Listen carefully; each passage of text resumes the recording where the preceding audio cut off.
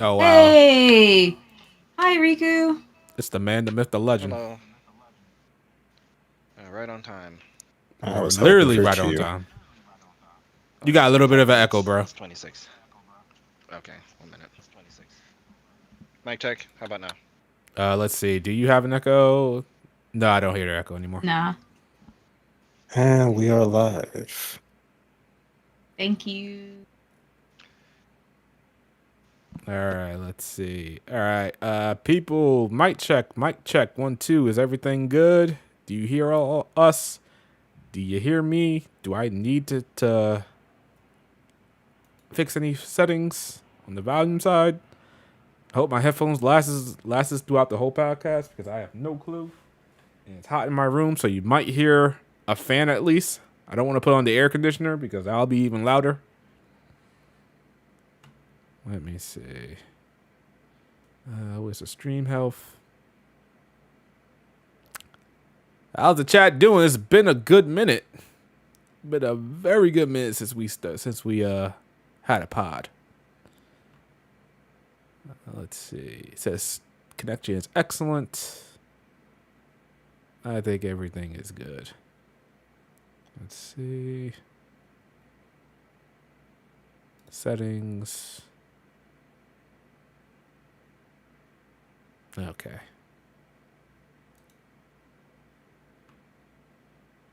All right. What's going on, everybody in the chat? How's everybody doing? We'll be back more regularly to the end of the year at the very least, barring any major holidays such as Thanksgiving or Christmas. We should be back more regularly. That's a promise too. If you don't hold, if I don't, if we're not going live at least every other week or maybe week and a half, 2 weeks and a half, then spam me, spam my whole thing. Even if I gotta do the solo dolo, I'll report the new solo dolo if I have to.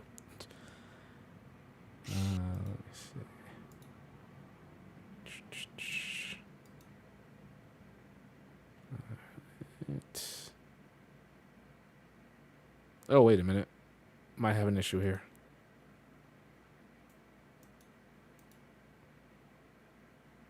Okay, all right, we should be good. All right, people, let's get this party started. HPMP, the JRPG podcast, episode 114. Been a while since we've been here, but we're back, and we definitely will stay back for a while at the very least. All right, you guys know it. We're live on Google Play, Apple Podcasts, and I will upload this episode at least to the latest streaming services, so you guys will have that to look forward to listen to within the week. And let's get started with our intros. Go ahead, Riku. Mic check. Mic check. 1 2 1 2. From one mic to another mic. Hello, everyone. It's Riku-san one, the only one. It's been a long time. We got new Trails games. We got new JRPGs. I hope everyone is having a nice 2020-2025. That's a lot of 20s, but okay. Yeah, it is. Go ahead, Bob. Welcome, everyone, after a long time to another HPMP podcast. Hope you're all doing well, playing some good JRPGs. Can't wait to talk about these topics with y'all. All right, Lady Pelvic. What's up, everybody? It's your girl. Man, it has been a while. It's actually kind of crazy being on a podcast. I'm like, what do I do? What do I say again? But I hope you guys are all doing well, playing a lot of JRPGs. I know I am. Ooh, there's so much to play and so much to talk about, and I look forward to it. All righty, and Blake. Did Blake just drop out and leave, or what's going on? Nah, Blake? he said he was doing dinner. Okay. Dinner. Give him 5 minutes. Yeah. All right, bet. All right. Okay, cool. All right, and you guys know me, Mr. JRPG Shadow. We're getting back into the thick of things. Video recently on the channel about Dragon Quest VII reimagining, and next video will be on Trails in the Sky, first chapter remake, and we'll be talking about that shortly. Enough. All right. Let's start off with what's everybody playing? What's the last games they beat? What's going on? Who wants to start us off? What's everybody playing? I'll start. So, do you want to go, Val? Do you want to go? Sure, I'll go first. So, last few days I've been playing nothing but Digimon Story Time Stranger. I'm sure you all know the game is out, selling well. The game itself is phenomenal quality. Having a good time. So yeah, playing that. Before that, I was playing Super Robot Wars sporadically because I'm doing college and work full time right now. So free time is not much of a concept, but still making time for these JRPGs. All right. Who else? Pel? So I recently finished Trails in the Sky first chapter. Yeah, so I'm literally kind of in the midst of writing my review for that.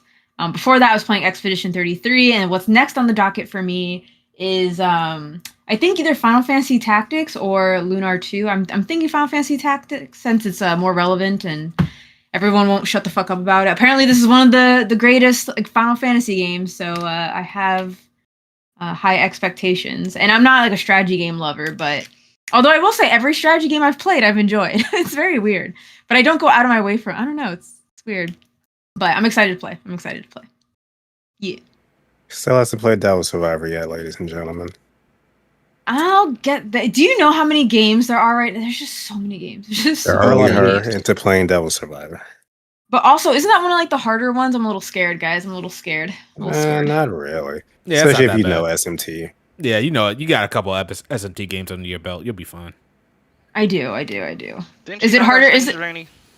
Oh, that's true. I did knock out Strange Journey, and that was by far the hardest SMT game I have Yeah, played. that's Yeah, if you can Strange get Journey past is that harder game, than Devil Survivor. yeah, you can get past almost any SMT game at this point. Yeah, Okay. you'll All be right. All right. Thanks, guys. Thanks, fellas. fine. All right. Riku, how many hours you put into Trails at this point? What are you playing? Let's just say it's over 100, obviously. How the Go ahead. Look, He's insane. Talk there's a about lot it. of people to talk to. Okay, there's a lot of people to talk to. Where I'm at, I am right before the fight. If you know what the fight is, then you know what's going down. The Luke, fight okay. that everybody was dreading in first chapter, that one on Nightmare. Right there. Game's great. What was I playing before that? I was still making my way slowly but surely through Wild Arms 2. It is really growing on to me. It has actually become one of my favorites. What? Yeah, I Sorry. actually really enjoy Wild Arms 2. Before that, I was playing Twisted Metal 3 and 4. I was playing some One Piece Pirate Warriors, some Sly 2, and Dynasty Wars Origins earlier this year. And if we aren't counting remakes for Game of the Year, then that would be my Game of the Year, Dynasty Wars Origins. Yeah. Oh yeah, and Daybreak 2. Yeah, I forgot about that. All right. We'll talk more about Trails shortly. Blake, what are you playing? What you've been playing? Hey, what's up? So right now, currently my rotation is Sonic Racing Cross Worlds, Super Robot Wars Y, and I just finished my first playthrough of Metroid Prime 2 about 20 minutes ago. So yeah, kind of just been rotating between those three. I'm basically at the end of SRW. I only have like 3 to 4 missions left, so I'm going to try and knock that out before Pokemon comes out next week. All right. And what I've been currently playing, the last couple of games I beat were Atelier Yumiya. Good game. Not the best Atelier game. I feel like they could have did a little bit better when it comes to just being an overall Atelier game, especially with the synthesis. You guys know me when it comes to graphics. I'm a heavy judger of that, so I don't know what Koei Tecmo's or Gus's problem is, but it wasn't that optimized, and I didn't care that much for it. Still wishing that this series would put back an English dub, and it just refuses to. And I guess it's just saving money, and they'll just take those savings, and the people playing them doesn't really care about it. But well, the only thing I'm saying about the English dub is that this game, Atelier Yumiya, was supposed to be the breakout Atelier game for the most part. You're coming off the high wave that you had with the Ryza games. So in order to penetrate a better mainstream market, it only benefits the series to have English dub, which this one didn't. And I recently downloaded the latest Atelier game, Atelier Rosalind? yeah, whatever the name is. And as soon as I started playing it, like getting into the gameplay, and I'm just like, you know what? This is actually an Atelier game. This is what I feel like it. Yumiya is just like for almost like a mainstream push, and with its open world and just the way how Yumiya is designed. But this one is this feels like an Atelier game. Another game I recently beat, criminally on my backlog that I just said no. I don't know how this game is still on my backlog. Let me just finish it real quick. Was Octopath Traveler 2. And I absolutely love that game. That game was a 10 out of 10 in my opinion. Everything about it was perfect for the most part. I almost don't even see anything wrong with it unless you take into consideration the level caps and the amount of grinding that you'll have to do, because if you don't know, you're going to be thinking, why can't I proceed with this person's story? This person's story is really good. No, you got to go around, do the other person's story so you can be within levels so you can actually level up. That's the only flaw I got with the game. Everything else, graphics, the pixelate, the 2D HD looks way better than anything Dragon Quest 1, 2, and 3 remakes are doing. I don't know what they're doing, but it's not as good looking as Octopath Traveler. And if you're gonna remake Final Fantasy VI, please look like how Octopath Traveler and Octopath Traveler 2 look. It's not a contest. Like, you gotta look at them side by side. Like, one is using 3D assets all the time. The other one is using 3D assets maybe some of the time, but doing a better job, like having an illusion of 2D pixels. It's weird. But yeah, that game, everything 10 out of 10. Voice acting, amazing. Sound design, amazing. Final boss battle was just, God, I was on the edge of my seats. I wish I streamed it. I was so hyped about it. It was so good. When the boss, I don't know if this is a spoiler or not, but I'll just say it's like a boss mechanic within the game. But the boss said, "Oh, you can't revive anybody anymore." I was just like, "Oh shit, I can't revive anymore." I was just so excited that I had to fight this guy without reviving. But it turned out it was just for a set number of turns, and yeah. But yeah, that's what I've been playing. I'm trying to get through Trails in the Sky first chapter, which I am gonna talk about shortly. TLDR on that one before we get into it. Probably a 10 out of 10 when it comes to being a remake. As a game, as a JRPG, might be a 9, but we'll talk about that soon. All right, so let's get into it. Let's talk about Trails. One of the more recent games that came out. And Riku, I believe it's still sitting at a 90 on Metacritic right now. Unless something changed, I don't think so. I was actually predicting this. I was talking to my other friend about the fact that there's a decent amount of people playing it for the first time, so they're getting used to what a Trails game is. So there's a nice chunk of 8s that have been coming in. Oh, I no. think that may have dropped it to a 89. You gotta be kidding me. That's not fair. Yeah, there's a few. Yeah, it's at an 89 right now. It sucks. Yeah, I mean, here's the thing. I was predicting at highest it was going to get an 86, so it exceeded my personal expectations. I was always talking to my friend. I was like, I really don't think it's going to hold that 90. I could see second chapter doing that, but I was always skeptical about, that 90 it had. But nonetheless, 89 is still a good place if it decides to land there, because like great JRPGs that are at like an 89. I think Xenoblade Chronicles 3 is one of the first ones that come to my mind that is at an 89. Either way, this is the highest rated Trails game to date, if we're not counting certain outliers. So it seems like everyone is enjoying it and loving it, and that's good. That's good for the series, regardless of what some people think. There's a subset of a fan base out there that thinks it should stay niche and not like a hidden gem. I think we have a little too much. I think we fetishize hidden gems a little too much. Let the series grow, and it is growing. Seeing a lot of people streaming it and getting into it. That's good to see. I agree with you though. I do think as a remake, it is probably a 10 out of 10. But if you had to rate it on its own merits and criticisms and whatnot, it is definitely somewhere in the realms of a 9. Now, Riku, I just got a question for you, and we'll get more into details with Trails. But if somebody said a remake was a 3 out of 10, would you think it would be good to somebody to play that remake?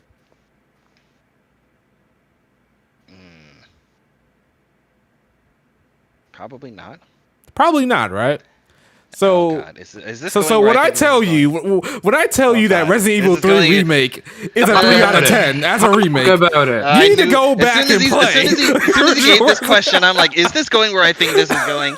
He is not this petty to bring it up right now of all times. Yes, he is that petty to bring it up right now. Yes, of all I times. am. Like I said, Resident Evil 3 Uh, remake is a 3 out of 10. It is a terrible remake. It's You need to not. go back No, and it's not. You're the play only person the that thinks original that. Resident Evil. You're the only person Resident that Evil thinks 3. that. No, I'm not. I'm definitely not. I think Yes, it's, you are. I think it's kind Okay, of a common consensus. I How about feel. this? Throw it up on the Throw it up on the YouTube poll. Is Resident Evil 3 remake a bad game? Not even a bad remake. A bad game. No. It's not a bad game. I never say it was a bad game. I say it's a terrible remake. As a remake, okay. If you want to use it's the word terrible. terrible remake, then sure, I would throw up a poll and see if people agree with you. Because I'm saying you're the only person out there that thinks that. Really? Okay. Well, we gotta see about that. I got some videos that I could show you What? that they're all Got saying. split opinions in the chat already. Someone said it's awful. Someone said drastic that's improvement over the obvious. original. Someone says a bad remake. Hollow Man says it's both apparently. Nah, it's Yeah, but Ace was the one who said it was an improvement. So can we really go by that?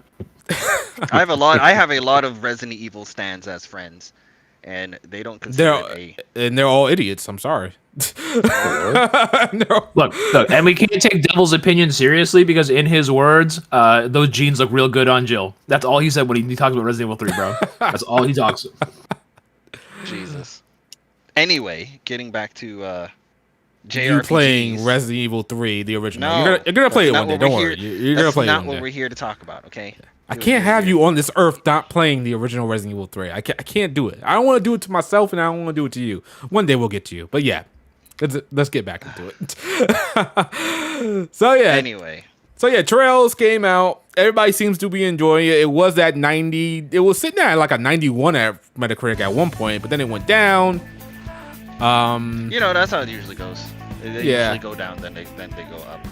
But it's still a good place to land. Yeah. I was noticing on my timeline that people were saying, "Oh, the best games released out this year so far is you got these games that are in the 90s, and Trails in the Sky is nowhere in there." So I'm just like, we just disrespecting Trails in the Sky at this point? Like, what's going on? Apparently, he had a little disclaimer at the bottom of his list saying that they are only counting games that have over 30 reviews. Ah, also not please. Ah, Yeah, come on. And then they also said, even if you do get 30 reviews, you also need to not be a remake. So I'm like, Oh, yeah, all these caveats now. Like, come on now. Put some respect on like I that said, game's I name. find it odd that these caveats exist now because I don't recall these caveats. I don't being there recall them years being before. there either. Like when- So, Like When when was it? What Windows- is this for? What are these caveats for? No, Nah. it's just some people were making a list of like the highest rated games of this year, and Trails was at a 90 when they were making these lists. So they were showing a whole bunch of games that were at a 90, and then they were showing a whole bunch of games that were at like an 89 to 88 and whatnot. And Trails was nowhere on their list, and everybody was like, where's Trails?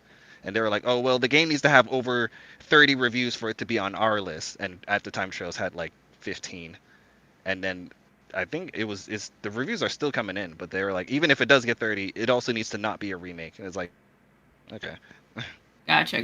Which is odd because I feel like So do you think this is a concentrated effort against Trails or anime games, Riku, or is it all just coincidence? you could say anime games, but it's just odd because, like I said, I feel like up to this point there has always been a ginormous praise for faithful remakes, Metal Gear Solid 3, and any of the great remakes that have come out this generation, because there's a lot of them. Demon Souls.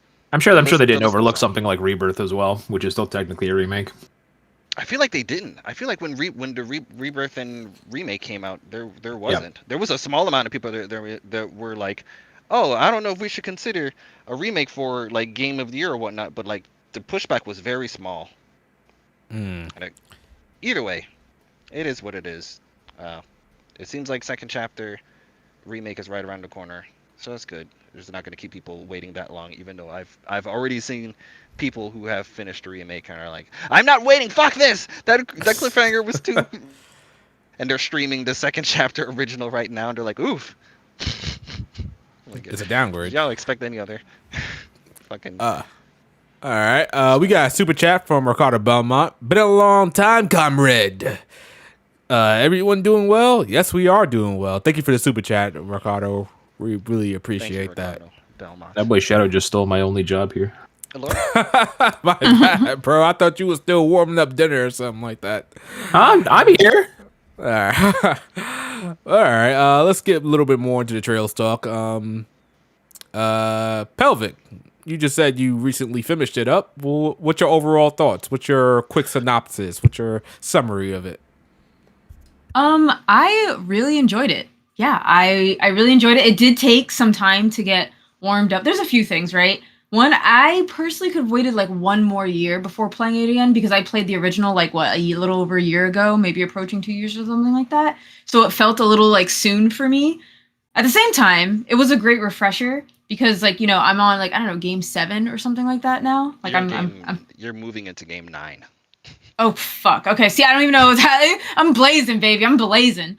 So, so I can definitely like I appreciated the refresher. I just could have waited a little bit, just as like one more year, before I played it again, but not again.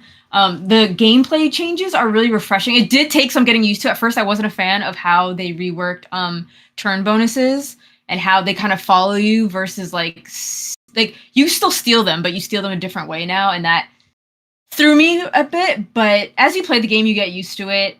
They have a lot of like newer trails of or Kiseki game quality of life thing, like breaking objects. I was like, oh, hey, or the like burst attacks and stuff like that, or overdrive. So that's like really exciting. That was fun.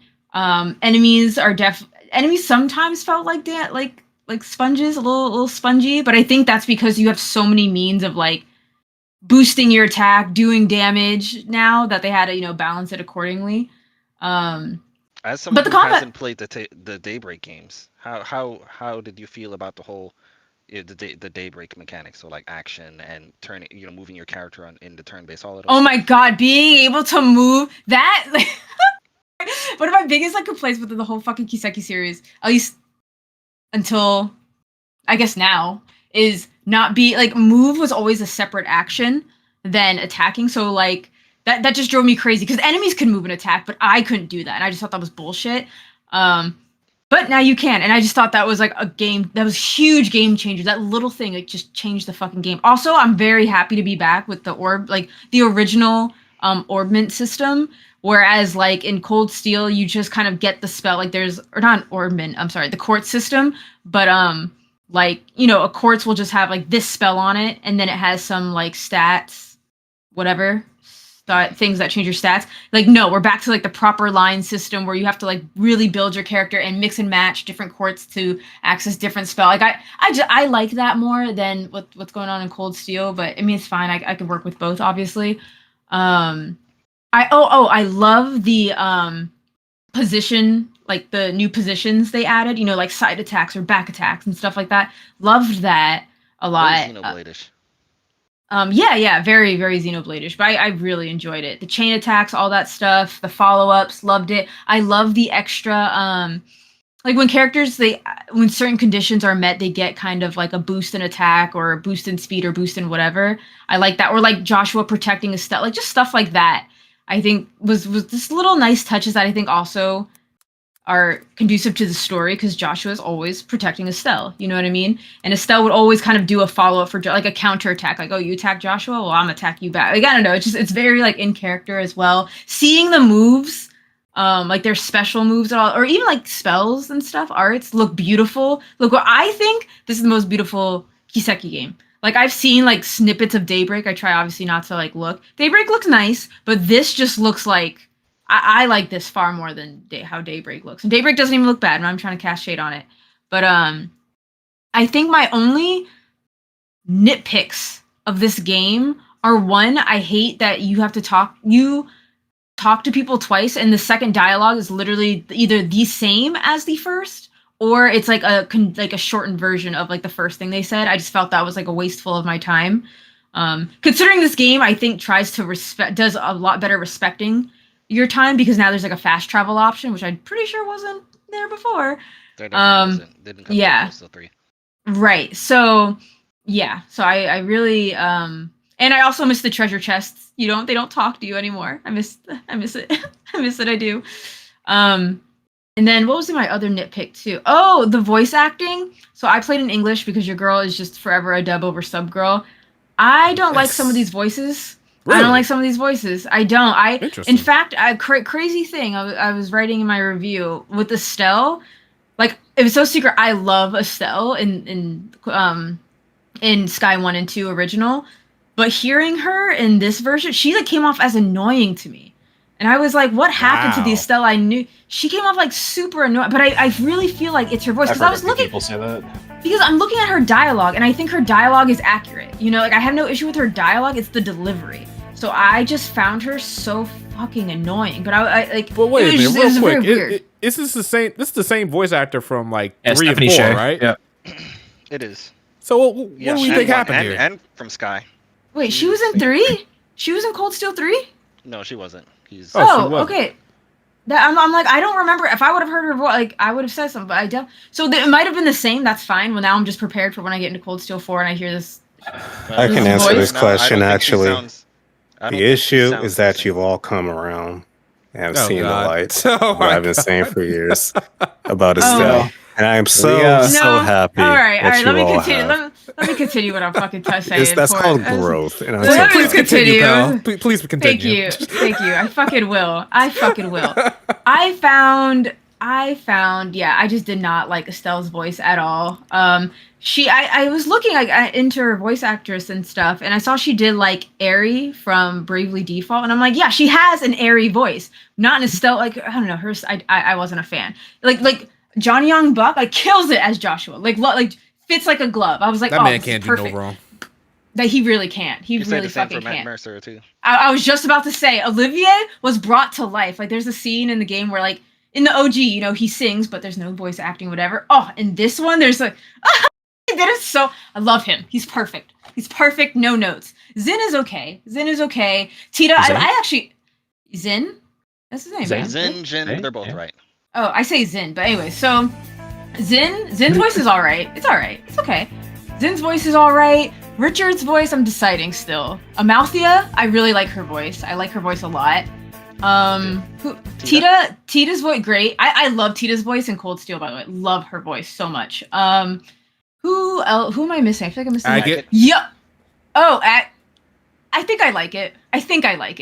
And you know who else is like? Lawrence's voice is rubbing off on me. I'm like, maybe You weren't too like, fond 'cause of it when you first heard I wasn't, but I don't know if I just like deep voices. I think I don't know if it really matches the Lawrence voice in my head, but it's fine. Oh, you know whose voice I also strongly dislike? Charizard. I don't like her voice. For Charizard, Really? I like her voice. Like, okay, let me break it down. I like her voice, but I don't like her voice for Charizard. For this specific character, she does not sound how she should sound in my head. Like she just doesn't. She sounds wildly Interesting. off to me. I think for So. me, the Charizard voice actor, I think her voice acting is inconsistent. I feel like sometimes it doesn't feel like she's voice acting. It feels like she's just reading her script, and it can come off a bit robotic sometimes.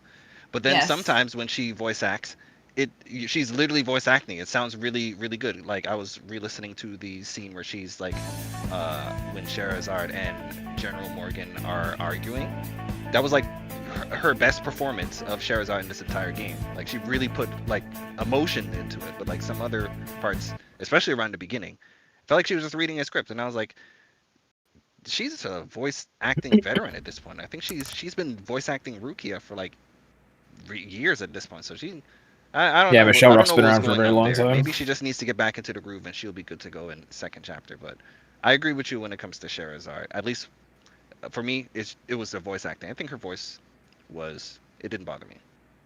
Now her All right. voice definitely Oh. bothered me, but I think you make a good point though, Riku. I do think you make a good point where maybe like it's because she does sound like she's reading off of script to me. I'm like, what the fuck? Yeah, it was odd. Okay, yeah. All right, we got a couple of super chats.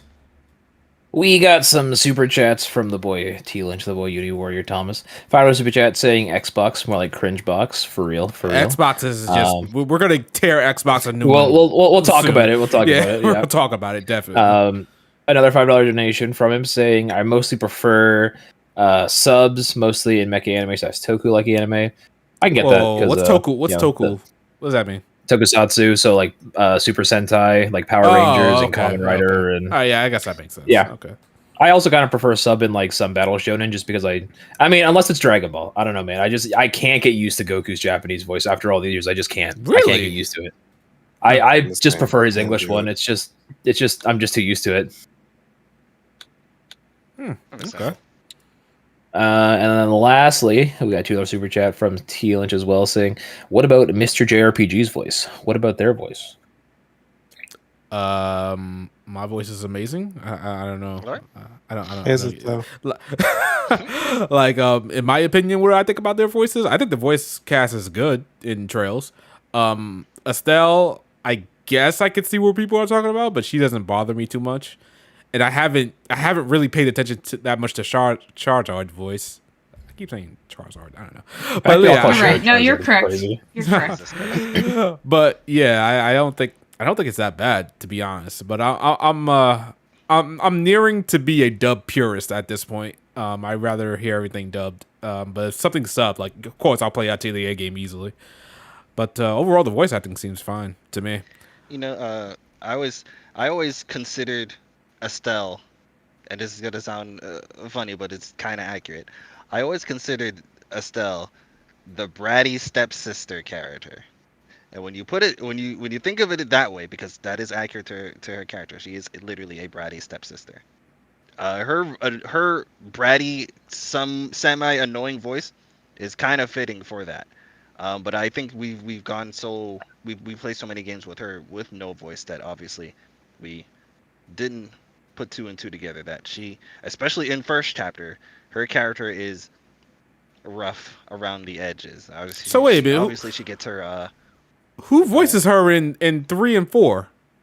It's the What same are you voice actor. fucking talking about? What do you mean So- 3 and No, 4? in 4. He means 4 in Reverie, not 3 and 4. Okay, She is thank not in- you. She is not okay. in 3, Shadow. Yeah, She's because you not guys in- you keep tripping me The up. only I'm Sky like, characters in 3 are Agate and Tita. So wait a minute. and Olivier. This is the And same Olivier, voice bitch. actress. This is the same voice actress as Cold Steel 3 and but 4. What I'm trying to tell you is that in Cold Steel 4, her from Cold Steel 4 to Reverie, and you could actually be like, I had some sort of an issue with her, the way she depicted Estelle. For some reason, it's different than the way she voice acted Estelle in the battle lines in the Sky games and in Cold Steel 4. Something happened in Reverie. Someone told her to make her voice a little more. So the high-pitched. direction was wrong Yeah, in this one. something we're about thinking. Okay, Maybe they're thinking because she's younger, so like make her sound Probably. younger. But I like don't said, know. that- I don't know what her 4 in Reverie gonna- voice are. Yeah, so you're gonna hear when you hear her in 4, you're gonna hear that she doesn't sound as, in my opinion, she doesn't sound as annoying, as squeaky. Yeah, when she- in Reverie, she starts this. She's at her most squeakiest for some reason.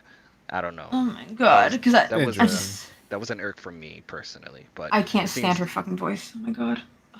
Yeah, but she is Okay. the. I guess I got used to it only because of the fact that she is the bratty stepsister. So I'm like, whatever.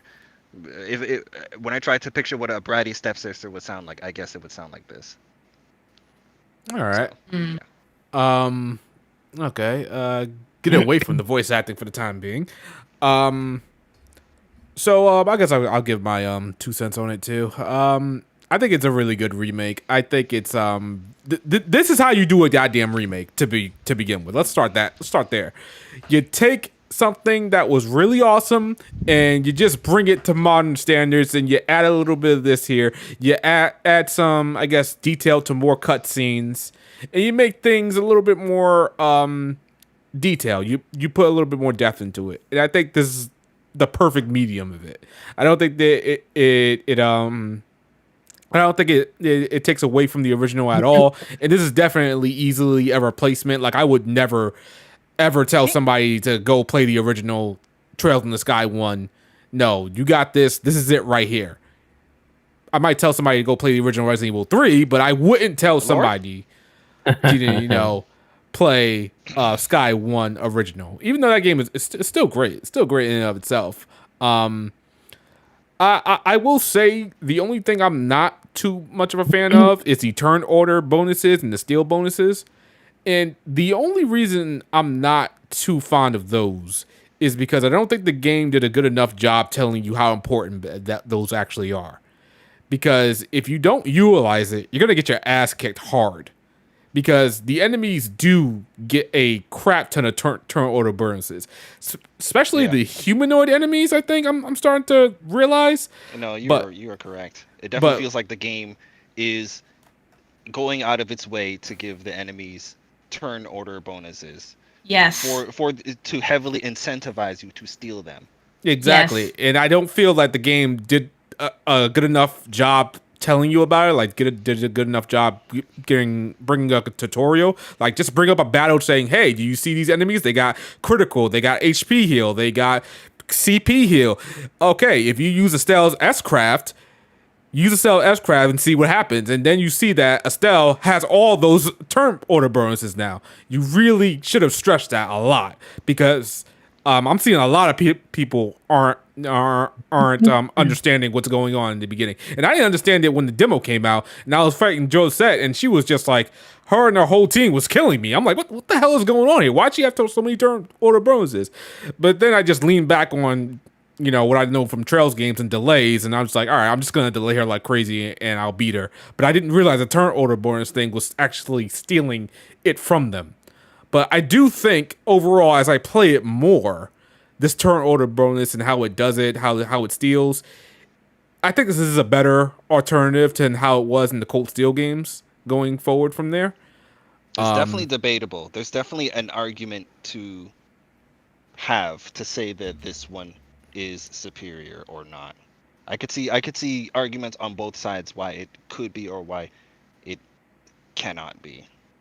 Yeah. I think they did. This is something that they tried something different with it. They tried to change it up, and I think it was successful. They just should have really hammered it home with more tutorials because I really did not understand why Josette was killing me so many times.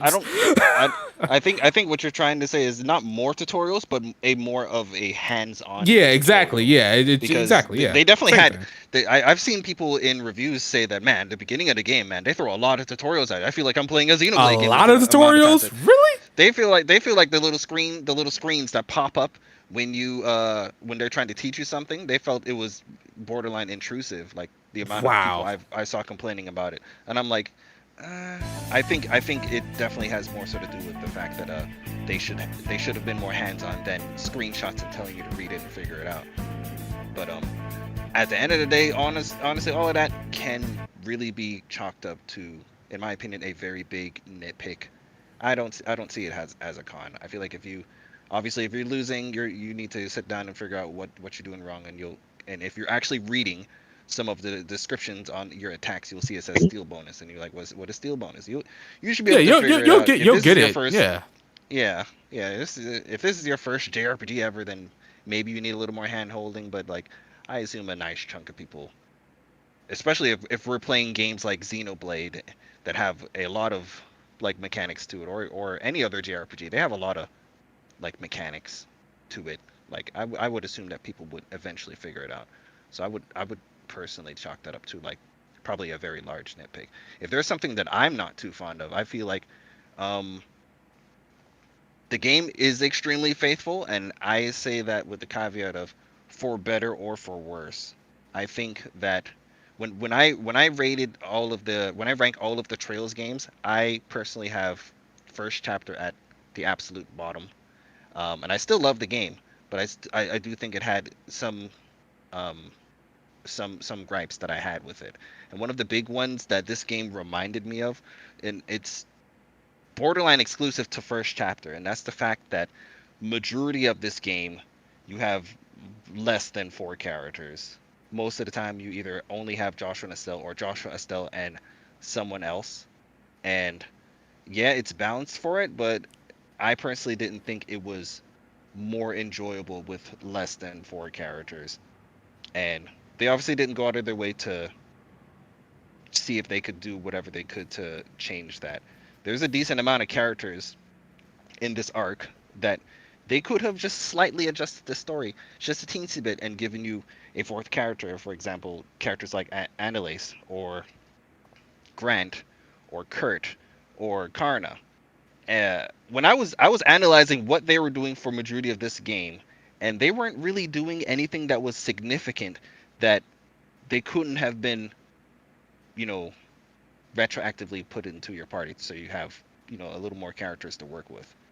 But Do you think that's a problem gameplay wise? I guess you could say.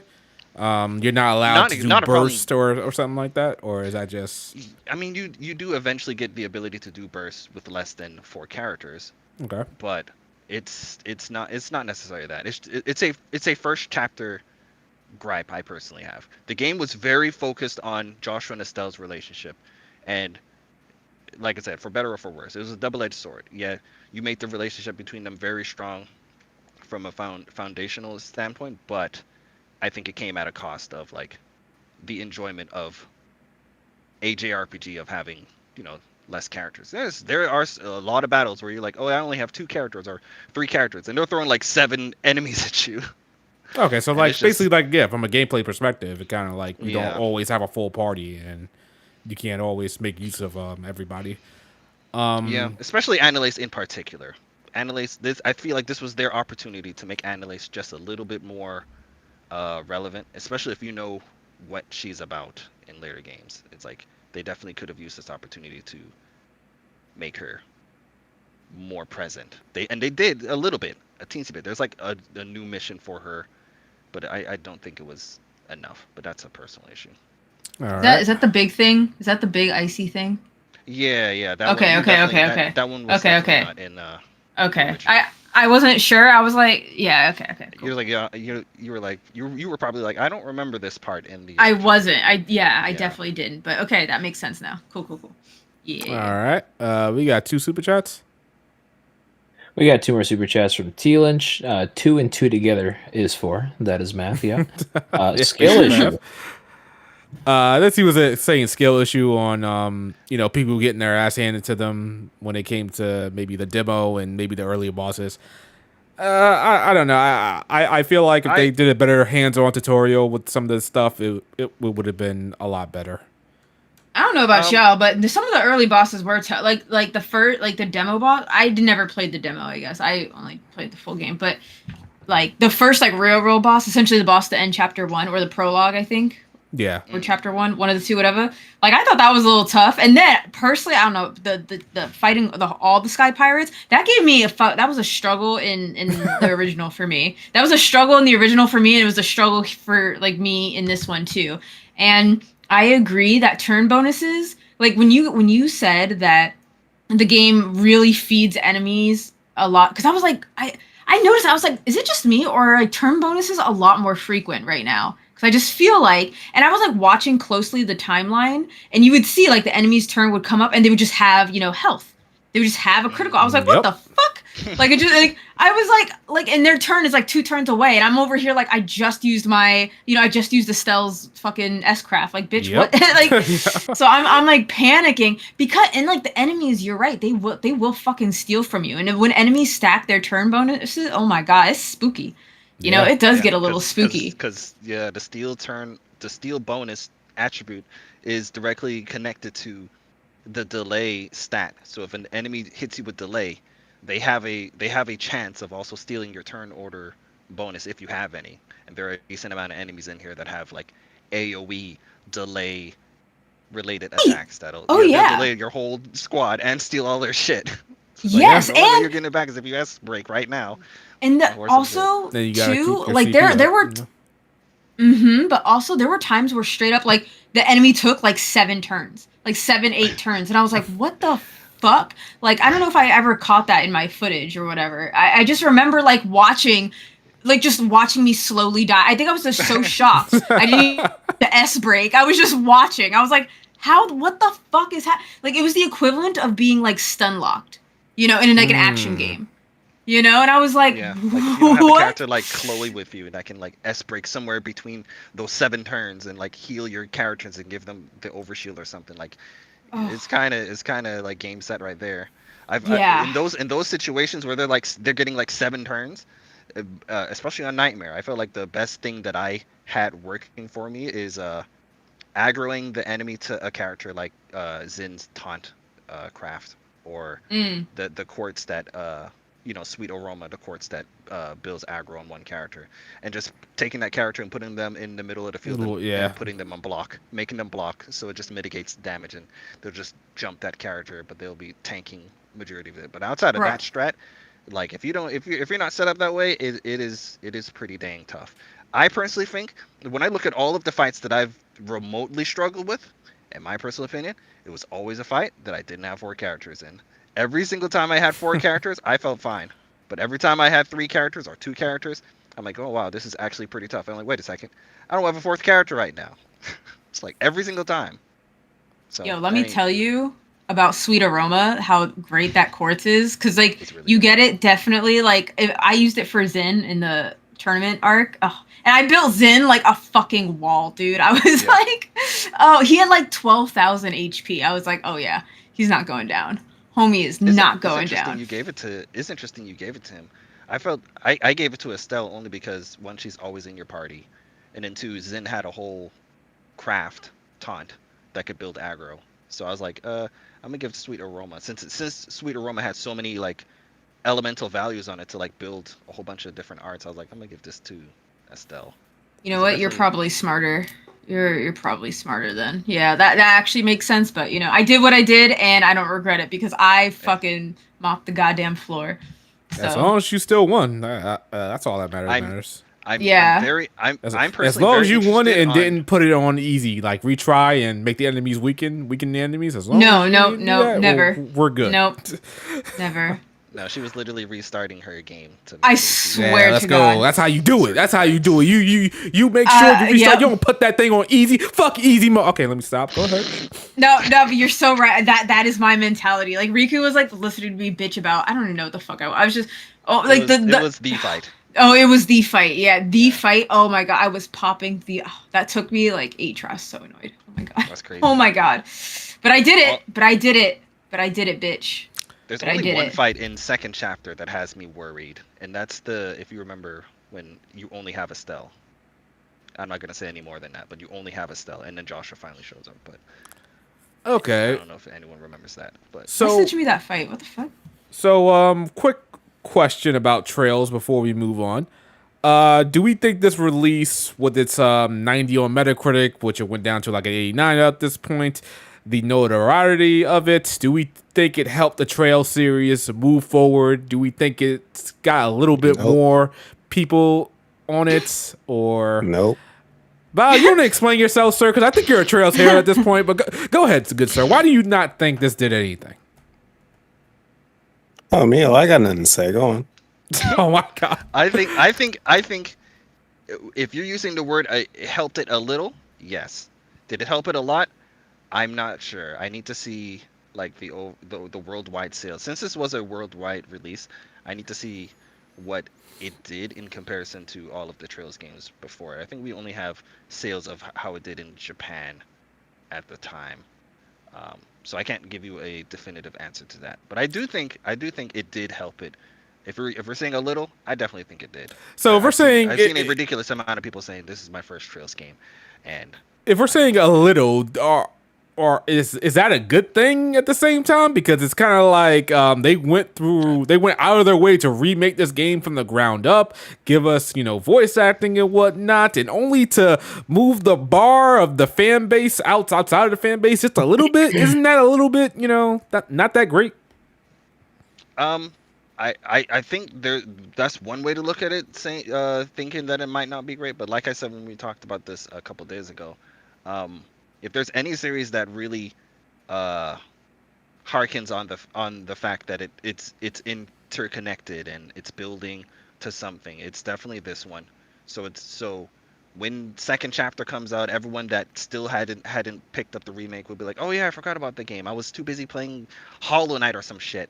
I should get onto this. You know how people go when a sequel of a game comes out. Oh yeah. A month before, you'll see a whole bunch of people playing the game that came out before it. And usually they just do that because they want to play the previous game, not even because it's like heavily story connected and they need to. They just want to. This one you need to, so it's like. So again, are we gonna come back to the same like round and round here? It's like, oh man, now I gotta play first chapter before I play second chapter, and I don't feel like playing first chapter right now. Like, what the hell? Like, it's definitely it's inevitable. It's an inevitable thing that this game. It's a double-edged sword. You get the complement of this giant interconnected world and story, but also you have to. It also comes with the con of, yes, you have to play fucking 13 games before you get to Trails Beyond the Horizon or whatever. So it's like. Or rather, I'm just saying first chapter and second chapter, because by the time second chapter comes out, I think people are gonna be like, "Oh man, I gotta play first chapter before I play this one." Oh, I gotta play a whole JRPG just to play this one. Just to play this one? Like, how dare these developers make me have to do homework before I play a game? But yeah, it is what it is. It comes with the territory. I think this entry did move the needle a little bit, but I don't know if it was ultimately. We'll have to see, like you said, the sales, and we'll have to see how many people are actually playing the game to say that this was worth doing this. I guess you could say it's a remake project for Falcom, because they're gonna do second chapter, and if second chapter does a little bit good, they're probably gonna do third, and they're gonna keep going from there probably with the Crossbell games. They so like the Yakuza, they're definitely a company that reuses assets. And if you hear anyone have any sort of complaints about second chapter, you'll hear people talk about the fact that it feels like I'm traversing through basically all of the same areas. Like, yeah, I mean, you're still in the borough. I don't know what you were expecting. Where else you were expecting to go? Even though there are a few new places that you do go in second chapter, but the point is, all of the foundational assets are already created for this, and obviously that'll help for both second and third. Right. And it'll also help them, since they said that they will be slowing down on the main line games. I'm assuming these games will be a part of the in-betweeners with your occasional ease games as well. I'm hoping that this remake and second chapter remake will increase the fan base. Maybe not get mainstream, because we all know what happens when something goes mainstream. So we'll see how this goes. Listen, I'm just here for the Crossbell games. When they get to the Crossbell games, oh my fucking god, I will be the biggest advocate for it. I will be. I will be so there.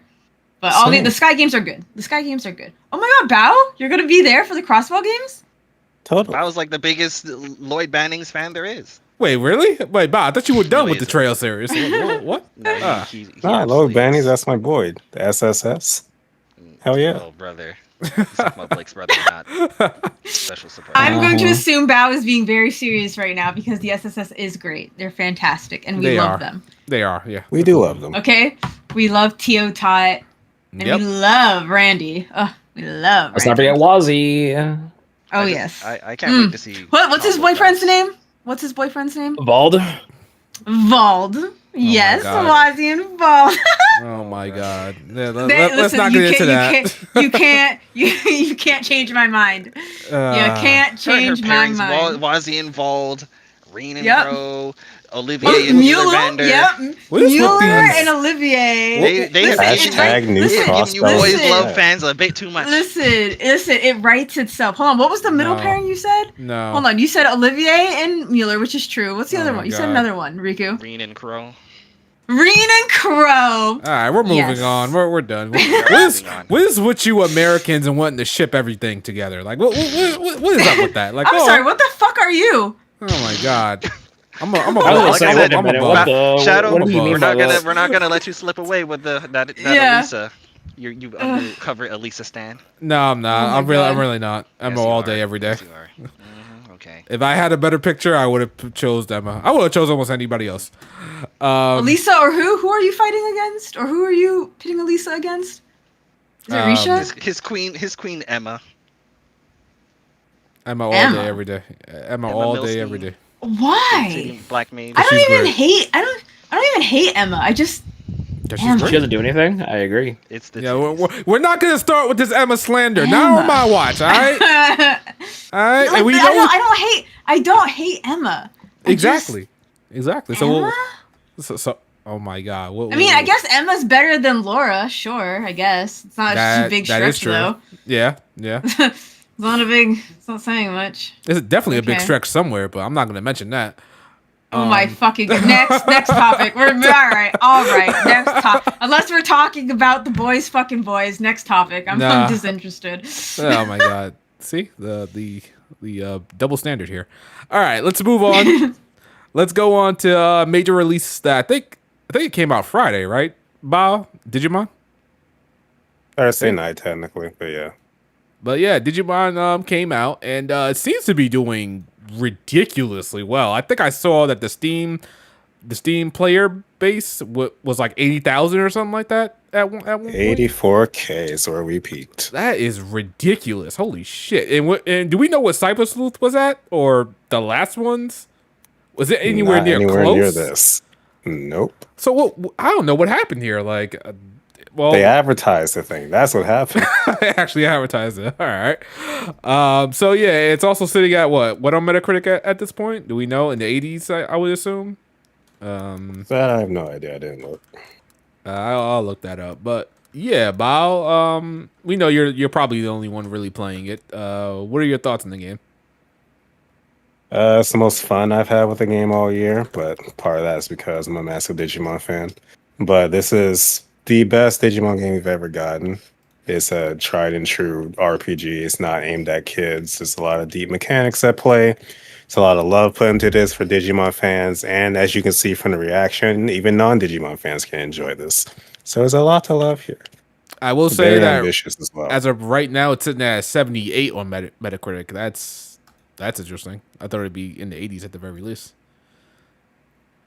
Who I think one reviewer gave it a 5, if memory serves. Oh my god. And it's because they essentially, in Pokemon terms, they brought fire types to Missy's gym. Let's put it that way.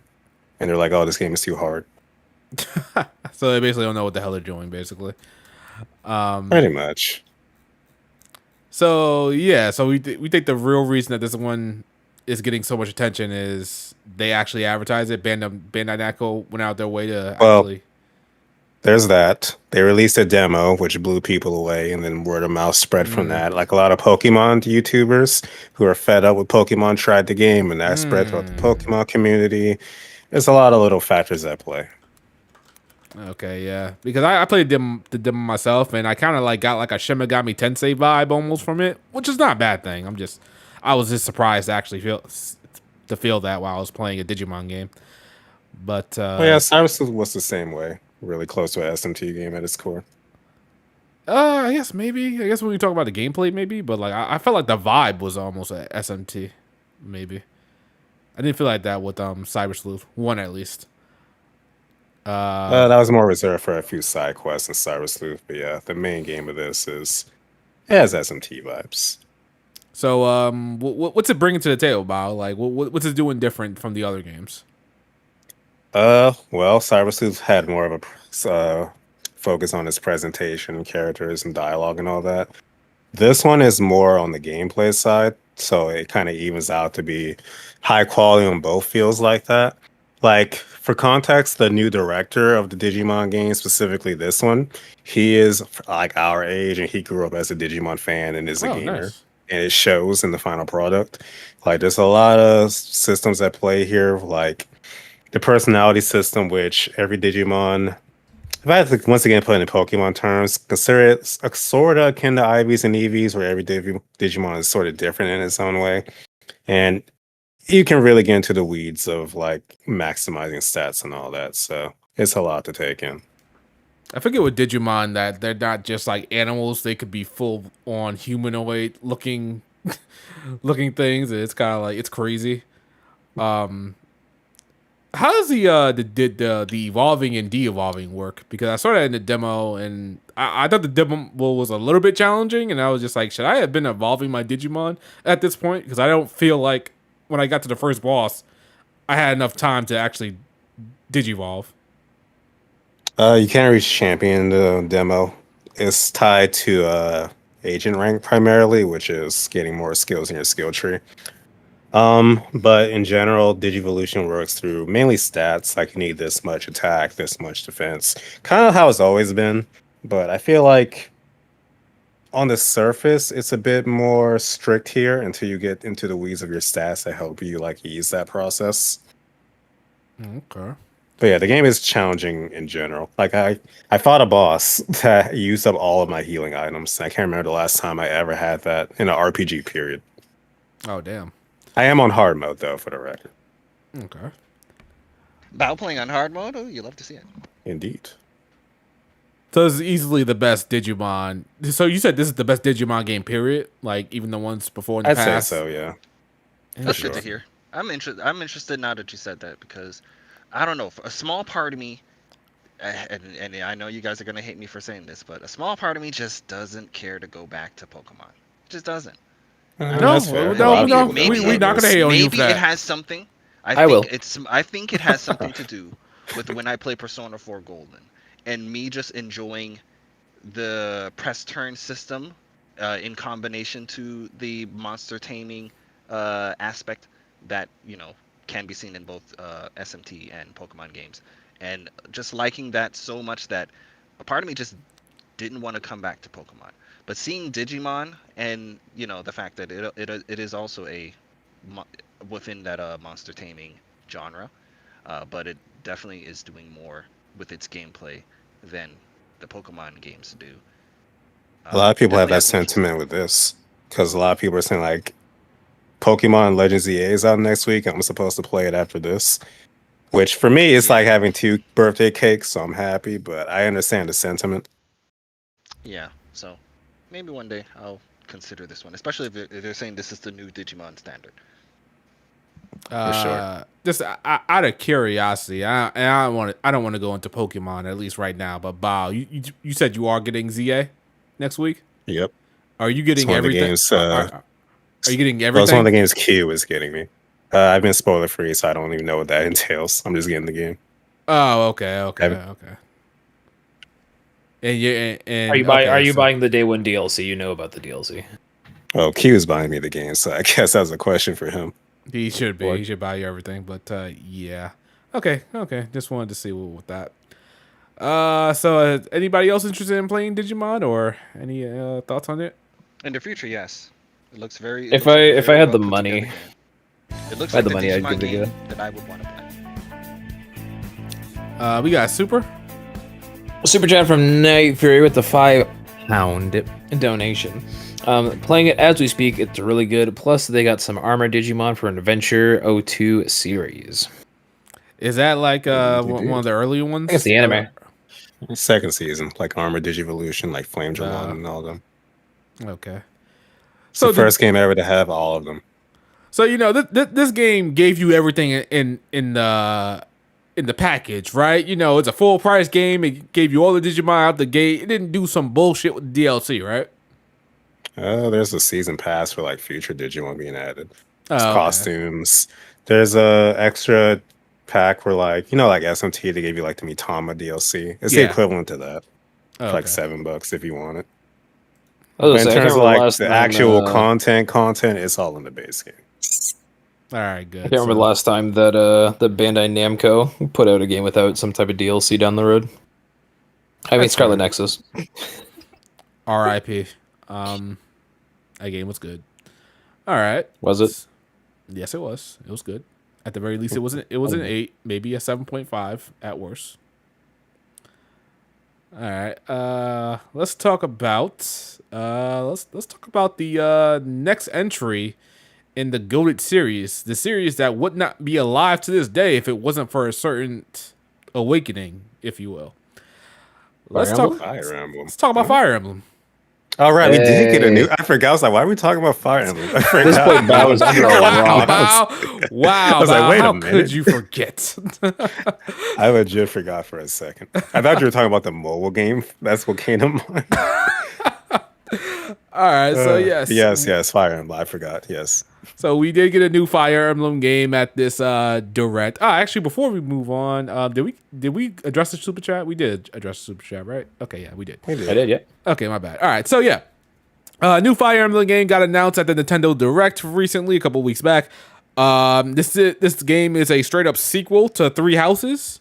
Is that confirmed? I believe. maybe a prequel. It's kind of Sequel up or in the air. We prequel? don't know. Okay. Hard to tell. And this game will only be available for the Switch 2. Is that correct? That is not true. Not true. We Really? don't They know, they actually. didn't give us a platform, and from what I've seen of the gameplay, it does still look like a Switch game. It looks like a Switch game, but yeah, it's probably cross generation, honestly. I would love for it to only be on the Switch because I really don't want to get a Switch 2. I think I was talking to you guys in the chat where I can get a Switch 2, and yeah, I think I can just go to my local Target, Walmart, and grab it. And I even Yeah, they're in saw it, stock everywhere. and I was just like, I'm not buying you because I'm done with Nintendo's bullshit. This stuff is just absolute crap. I'm with you. I'm almost getting close to just waiting until Fire Emblem comes out and seeing if everybody's saying it's a really good game, or I'm gonna try to wait at least until OLED comes out because I'm just done with this. I can't believe what Nintendo is doing. But this new Fire Emblem game that's coming out, what are we thinking about it? It looks good to me. I mean, I am I very think it looks interested. good.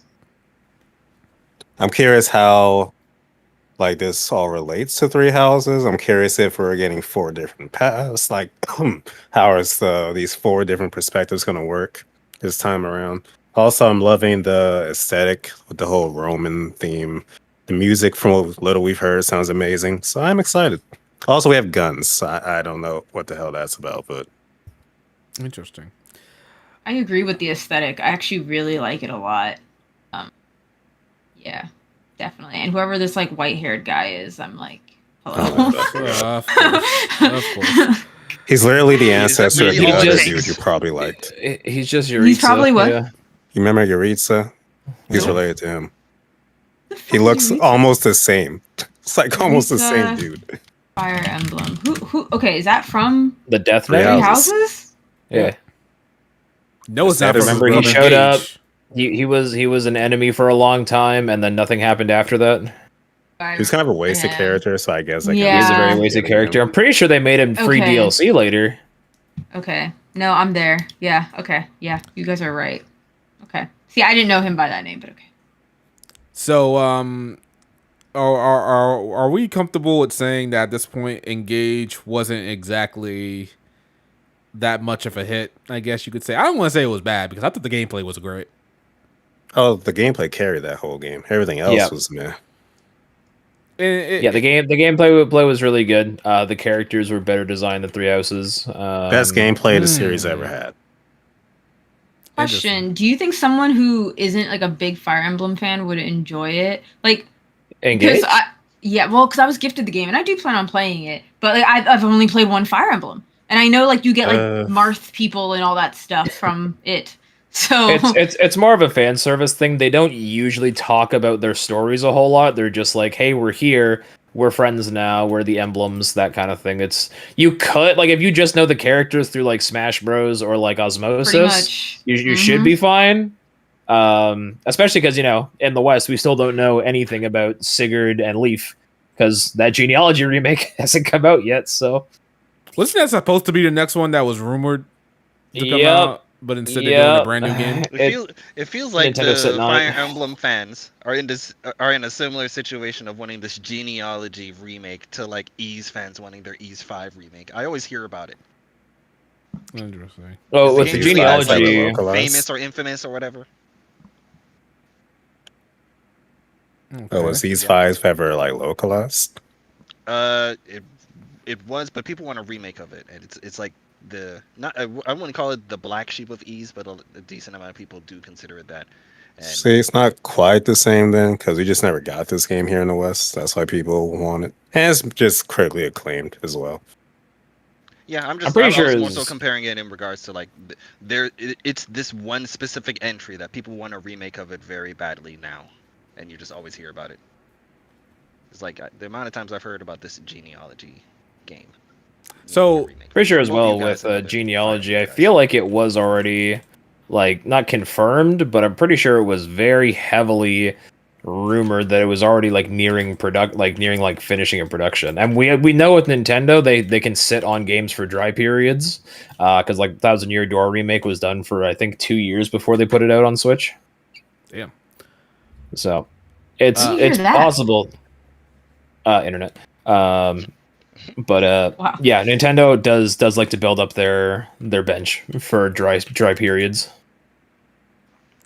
So so it's pretty I guess well known at this point that Engage wasn't that great or it didn't have much notoriety.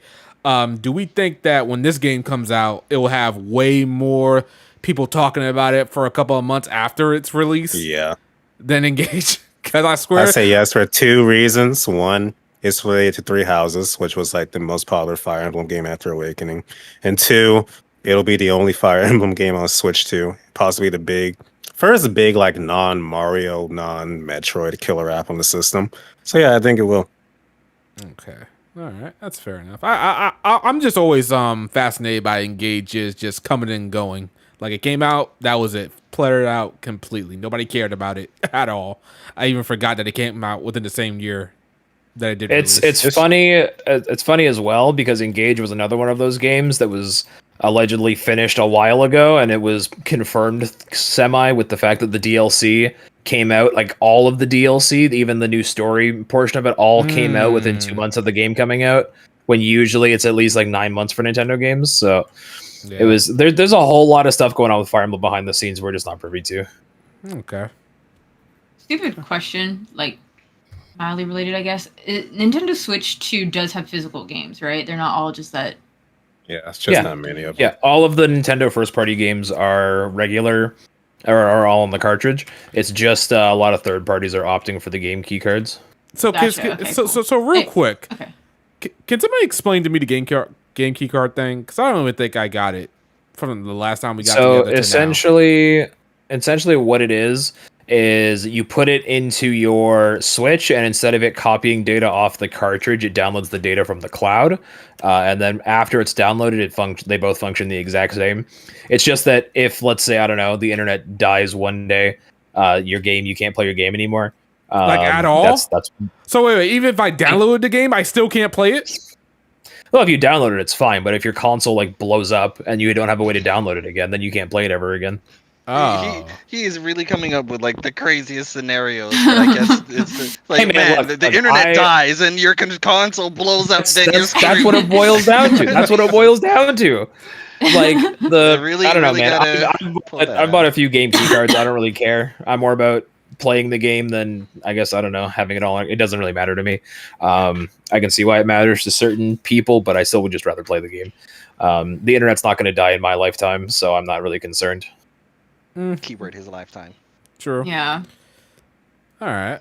I don't know. I don't know. I'm a physical girl, man. I like to own my shit. You know, just in case the internet does indeed die, or my Switch does just in fact blow up. You know, I want. But the other thing, the other reason I don't care a whole lot is because if the internet does go down and all you have is the cartridge, you don't have access to the patches that make it playable. So it's still something that is, it's just the way gaming is now with the dawn of the internet. It's something that is not going to be avoidable after a certain amount of time. Yeah, but that even alone, like even that direction alone is really frustrating. Because I remember like when I was going to Japan last year and I was trying to play Eiyuden Chronicle, I couldn't play it on the plane because it was like, oh, you need a patch, and obviously like I'm in the fucking air and I'm not paying for internet, so I just couldn't play it. And I was there wasn't free Wi-Fi on the plane. Nope. Damn, cheap plane. I think I had to pay $30 for Wi-Fi when I went to Japan. I was like, $30, damn. Nah, I was like, fuck y'all. I'll just watch your fucking movies. we got Anyways. We got a super chat from T Lynch again. Pointless physical media and can only be accessed with Wi-Fi and the keycard. And if servers go down years later, then it's no use. Yeah.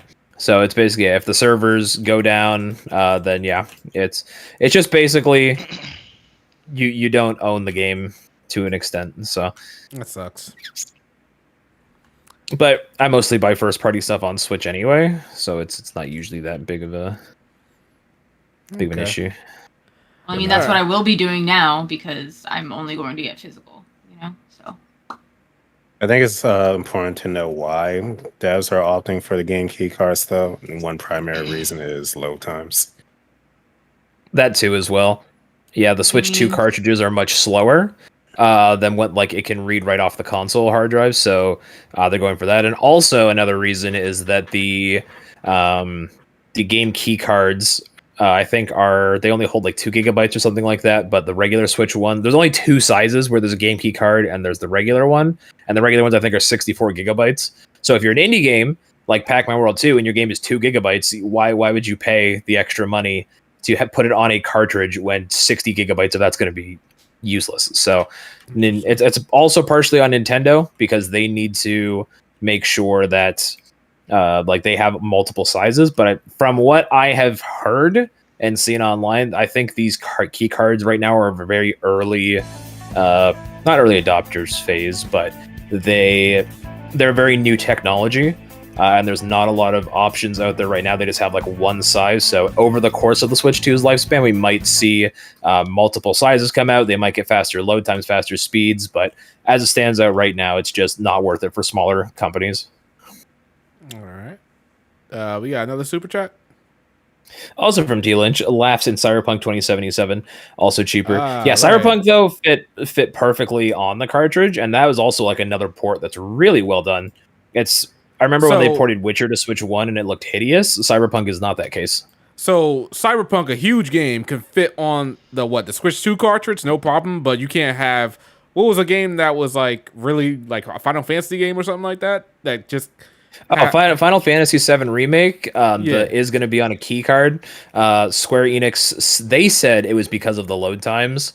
And then their president was like, he really hopes that fans will accept game key cards and will be able to fully realize that not everything is possible with I don't know. He did a lot of yakking. Okay. But yeah, it is interesting that Cyberpunk 2077 could fit, but they're having trouble with smaller games. That doesn't make any sense to me. Sounds like some I think Nintendo it was, bullshit. Optimization. It's Oh, optimization. Okay, all right, fair enough. I can't wait to hate on Nintendo because I can't stand these motherfuckers. And before we move on for Fire Emblem, how much do you think this is going to be? A $60, $70, $80 game? It'll probably 70 be. probably. I think it'll be 70. Yeah. I think 70. with their single player games, they're targeting 70, and their multiplayer ones a little bit higher. But we Did they know give a it release date for this? just 2026. Yeah, I would say probably summer, probably July, like Three Houses was. So, but we know a game like, I don't know, when the next Legend of Zelda is even going to come out, maybe whatever it's called. We know that game is going to cost 80, right? Or we Probably. It probably will. I mean, it could go either way. Okay, so Like it's like because I think right now, at least with what we have already out on the console, right now we know that there's single player games like Prime 4, Pokemon Legends ZA, Donkey Kong Bonanza. They're all $70 games, whereas Mario Kart World being the multiplayer one that in Nintendo's eyes you're going to be playing for the entire lifespan of the console. They wanted more upfront for. Yeah. Okay. I would imagine, but at the end of the day, this current era that we're in to Nintendo, they can do whatever they want. So yeah, that's a problem. But I do think that's a little bit of an issue. Like, yeah, they could do whatever they want because unfortunately people are going to buy. But it's like we gotta do something about these guys. Like, we gotta at least disrupt the business practice at the very least. Because I think I said to you guys in the chat, like, maybe not buy Pokemon day one or something like that. Like, maybe just like wait a month to at least, like, you know, interfere with their quarterly earnings or something like that. Do something, because this is just getting ridiculous how they're just getting away with murder, and we're gonna suffer from it. Because Xbox tried to increase their game price to 80, that didn't work out too well, and they had to go back on that. But yeah, I think the Nintendo fan base is just too loyal for that to work. Unfortunately, Pokemon especially. yeah, but yeah, Pokemon can do no wrong. yeah, it's just Even everyone complaining about the day one DLC, they're gonna buy it. Yep, because they want those Pokemon. All right, let's move on to Sonic. Sonic Mario Kart came out recently, I think. That's that what we're calling it. Blake, I know you're playing this game like crazy. The gameplay on screen is all yours. You want to talk about it for a little bit? Bro saw me lose some of the races and said, "This is all Blake's gameplay, crazy." Yeah, Crossworlds is rather fun. I am enjoying it. It is probably the best Sonic Racing kart racer out there. So this and Sonic Racing Transformed are the two standouts. Riders is still my personal favorite Sonic Racing series, but this is great because they have the boards from Riders. Stages are great. The music is great. Character roster is very good. Yeah, this came at an interesting time because a lot of people were kind of fed up with Mario Kart World's way of handling the route system, which is essentially between races, you have to race to the next course. And a lot of people would just prefer just to do 3-lap races like classic Mario Kart. Nintendo makes it pretty difficult to do that. So a lot more interest was put into this game, as well as they had a lot more marketing for it. They had some cool shorts, the usual Sega push. So it's been a lot of fun. And yeah, I'm enjoying it in my rotation right now. So is it overall better than Mario Kart World? Hard to say. They both have both have positives to them. I got a little burnt out of Mario Kart World playing it over the summer. It's just I found that the game didn't have enough content in it. It felt kind of lackluster in comparison to 8. And I kind of was hoping that they would have given us some like a roadmap for some free DLC or free updates coming out, maybe some extra characters, because there's some really weird omissions. Like Donkey Kong is the only Kong in the game, and unless they're timing it like with Bonanza so that they can add more characters from that game over time to kind of capitalize on the next movie when that comes out. I don't know. There's just it's hard to say. I would put World and Crossworlds like neck and neck, with like Crossworlds being slightly more entertaining for me personally, just being more of a Sonic fan than a Mario fan. But it's hard to really choose right now. Okay, fair enough. So what exactly does Crossworld do different from Mario exactly? Because I see it's got the power ups, it's got the I guess you could say like the tracks are just as crazy. What makes this one stand out? And whatnot. Yeah. Yeah, so yeah, the tricking is definitely more of a focus in Mario Kart. You can like trick like a million times in the air and you'll get the same level of boost. In Crossworlds, when you start like doing like a lot of tricks, you're like the boost you get will increase. Crossworld is also focusing a lot on the whole cross-world aspect. So the first lap is a regular lap. The second lap you race on a random course, a cross-world course. And the third lap you do again. Yeah, so it switches in between, which is really cool. Holy shit. Yeah, I don't know, something power of the SSD, but it's on last gen, so I don't know why they say that, but so it's got a really unique gimmick that kind of keeps you on your toes. What else? Yeah,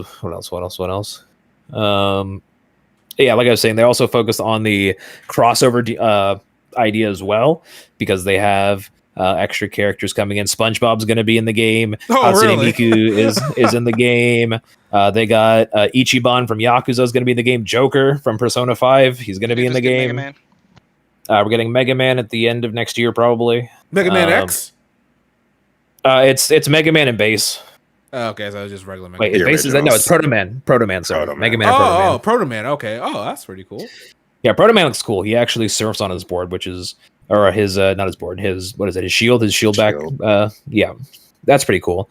So, and so this game's also crossplay. They made sure to let people know that when they talked about it at Summer Game Fest, their words, unlike a certain other cross racer, were crossplay, or whatever it was they said. And I'm like, I don't really know if, I don't know what they're flexing on there, because I mean Mario Kart is always only exclusive, so I didn't get the job, but yeah, it's pretty fun. Also, Minecraft is in the game too, so you'll have to see it. Yes, sir. And Avatar, they're doing Avatar as well, and Ninja Turtles. So they're going all in. Which Avatar? The blue Avatar or the last Airbender? No, not the blue Avatar. Shadow Aang will be in the game. Okay. I had to make sure. You never know. Avatar James is Cameron Avatar. That's crazy. Hey, it's cross world, so you never know. You know, they could go to Pandora. Did we get a super? Gotta see what you have from T-Lynch. Imagine Sega Sanshiro in this game. Dude, Sega Sanshiro shows up everywhere. Isn't he like the meme, kind of like Sega, like he's so powerful or something? Pretty sure like he was in Project Crossover. Project Crossover too. Yeah. Oh yeah, he was. He's just Father Sega. So. Okay, yeah. Then he should show up. Project Crossover dude was great too. I really. It really sucks. I don't think we're ever gonna get a crossover like that ever again. That was such a good game.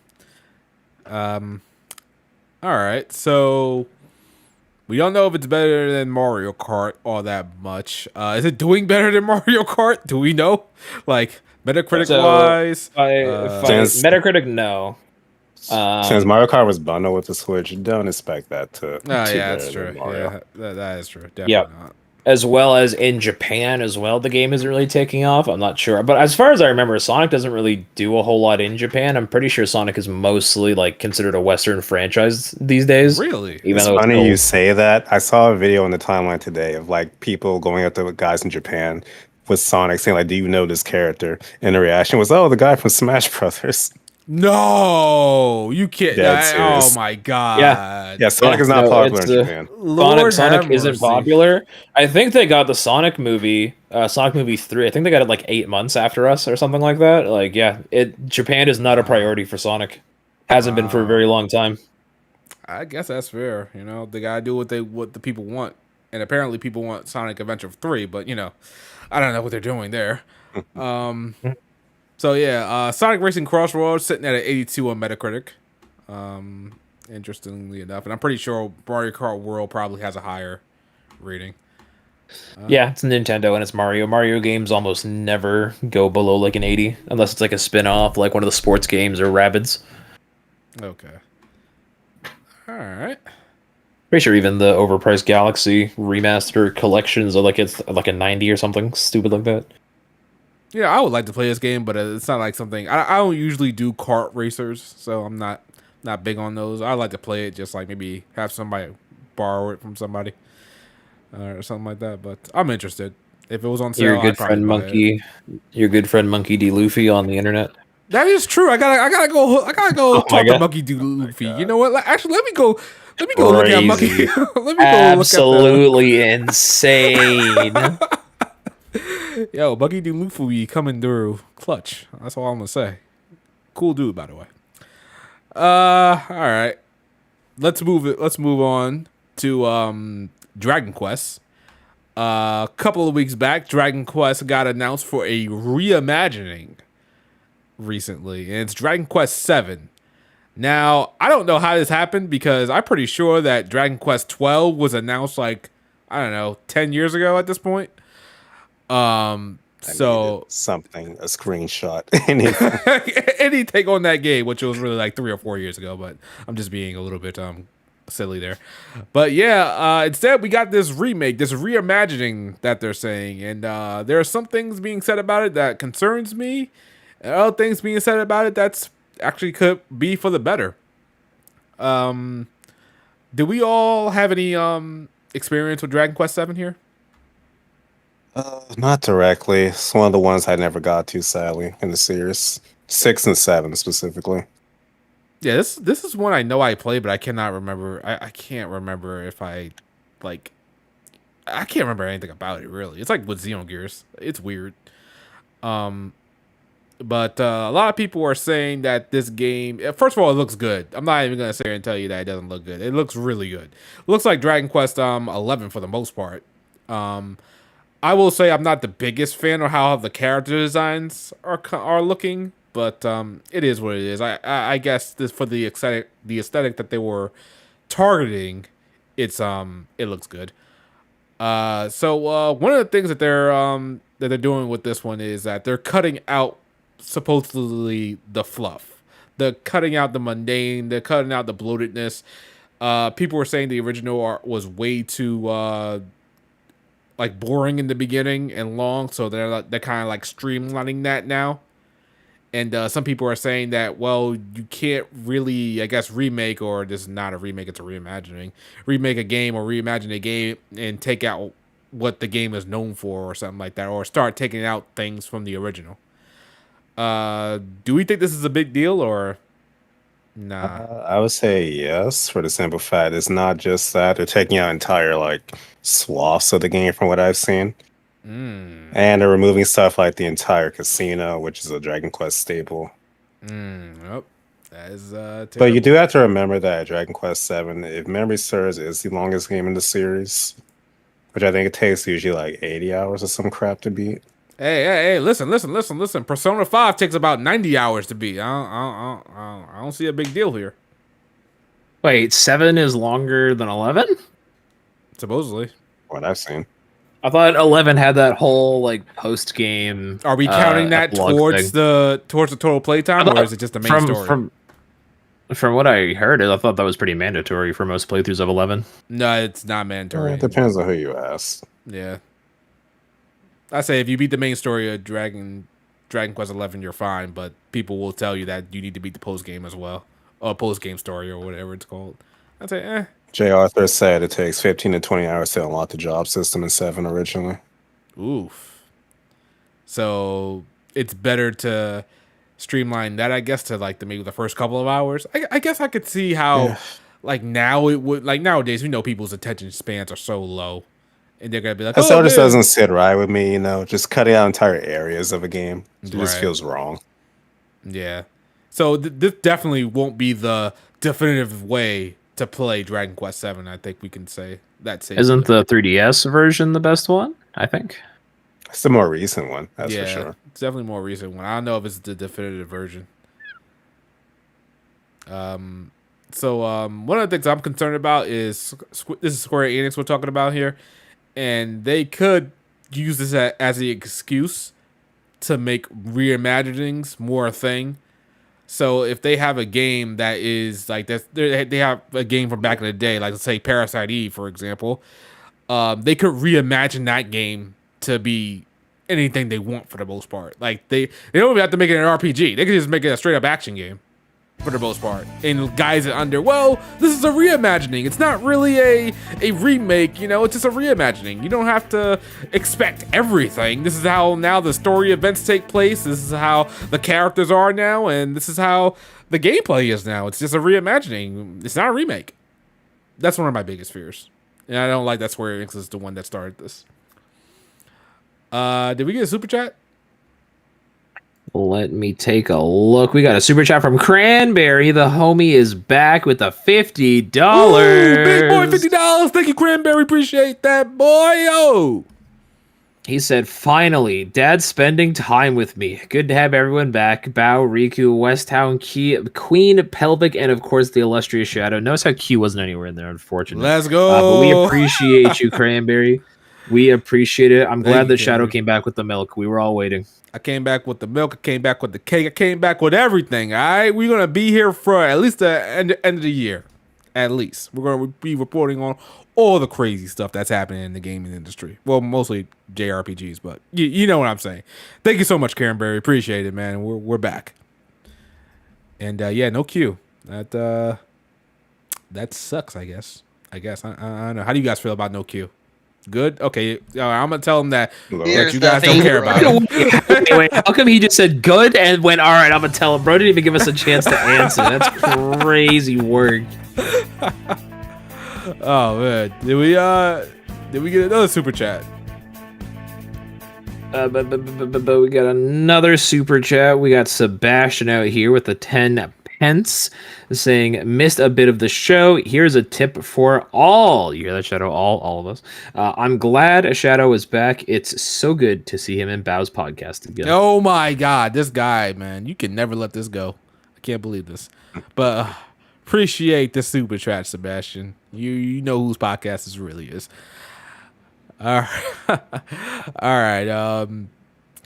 So let's see. Dragon Quest 7. Should I be worried about that fear when it comes to reimaginings nowadays, guys, or I'm just being paranoid? I think that's it's half-half. genuine fear. I think the half of you that is skeptical about it, it is a valid thing to be concerned about. I also think that there is definitely a place for it. I think that certain games, they, haven't aged well in certain aspects of it, and sometimes a reimagining might be for the better for that specific entry. Could you name an example? Like I said earlier with Trails, to be Resident Evil honest. 3. No, what I was saying, at least for me personally, FC, I feel like there could have been a bit more things that were adjusted. But you know, sometimes sticking faithfully to what you're creating is a double-edged sword. I don't know. Whatever foundational issues that game may have had, you sticking as accurately as possible to it, you know, what's the word I'm looking for? You run into the possibility of also migrating whatever foundational flaws it had as well. That's one reason why the company Bluepoint, which they are known for making some of the best remakes of all time, like Demon Souls and Shadow of the Colossus and whatnot. There's certain issues about those games. The game was so faithful when it came to remaking them that they also went ahead and fell into some of the traps that the original, uh, had. And these aren't things that could be fixed with like quality of life features. Those things are obviously fixed when you make a remake, but like when it's certain other things and you're sticking as close as possible, you run into that issue. And sometimes a reimagining has the ability to not fall into that, but it also does, have the possibility of falling into, bringing up other flaws. So it's a double-edged sword either way. I say if you're going to remake a game, you're remaking a game that is good, that everybody enjoyed the first time around, and you wanna bring what was so good to modern times. You don't want to change up too much about it to make it almost Correct. bare bones unrecognizable. Resident Evil 3 remake, but Lord. I'm worried that Square Enix, they're gonna see this, they're gonna be like, you know what? We don't have to blow a big budget and do something like on the scale of Final Fantasy VII remake. We could just reimagine an entire game and just make it as short as long, cut out the fluff as much as we want, and we'll still get the same sales as if we did a full blown Because remake of name project. recognition. Yeah, I could see that being the con to it. Like I said, I think there is room for both pros and cons to making a reimagine. I think you're more so focused on the worst outcomes to this. yeah, because like we've seen it happen a couple of times, and don't get me wrong, there have been some remakes coming out here and there that have been great. Trails, Resident Evil 2, Resident Evil 4, they have been great for the most Dead part. Space. And Dead Space, yeah, they changed things up, but I don't know, man. Square Enix, I don't know if I can trust them, man. I don't know I can trust them with games like Square Parasite is- Eve, Xenogears. Yeah, Square is an odd one to I don't know. be the ones to pioneer such a thing. Yeah, Who here has I played can- Dragon Quest VII? I played the You beat it. 3DS version. I can't remember it. I mean, I played the 3DS version as well. Really? I thought you played the PS1 version. Oh no. Oh, okay. She's like, no, Yeah. hell no.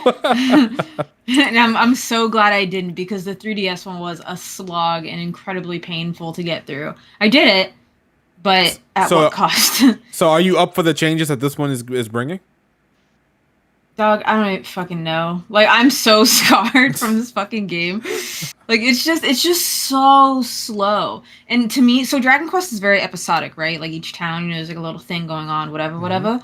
And I actually didn't care for a lot of the episodes, like the town, each little town's problem in this Dragon Quest. Like, 8 to me had a lot of like memorable moments, like memorable like Goated. arcs, if you would. Yeah, like I really love 8, and I love 5 as well. 8 and 5 are Goated. still peak. Yeah, they are. And then when I played 7, I think there's like 2 arcs that I enjoyed. 9 I didn't even enjoy as much either, but I'm unpopular with that that. was great. Wait, is that one Sentinels of the Starry Sky? Yep. Yeah, yep, I like sure that. is. I like that one. Yeah, that was good. I think the only thing the only arc I remember in 9 was, I don't know if you remember, the doll. There was like this girl who was going to die, and then yeah. she gave her doll the magical so, pear, yeah. or whatever the fuck it was. Yeah, and then the doll kind of replaced her.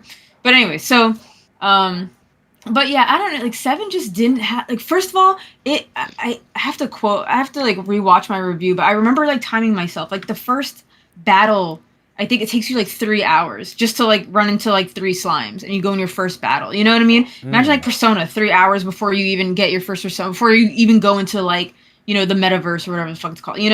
Like I think that's nonsense. 3 hours before your first, that's too much. And then the bread and butter of Dragon Quest VII was like the class system, but you don't get classes until 20 hours into the game.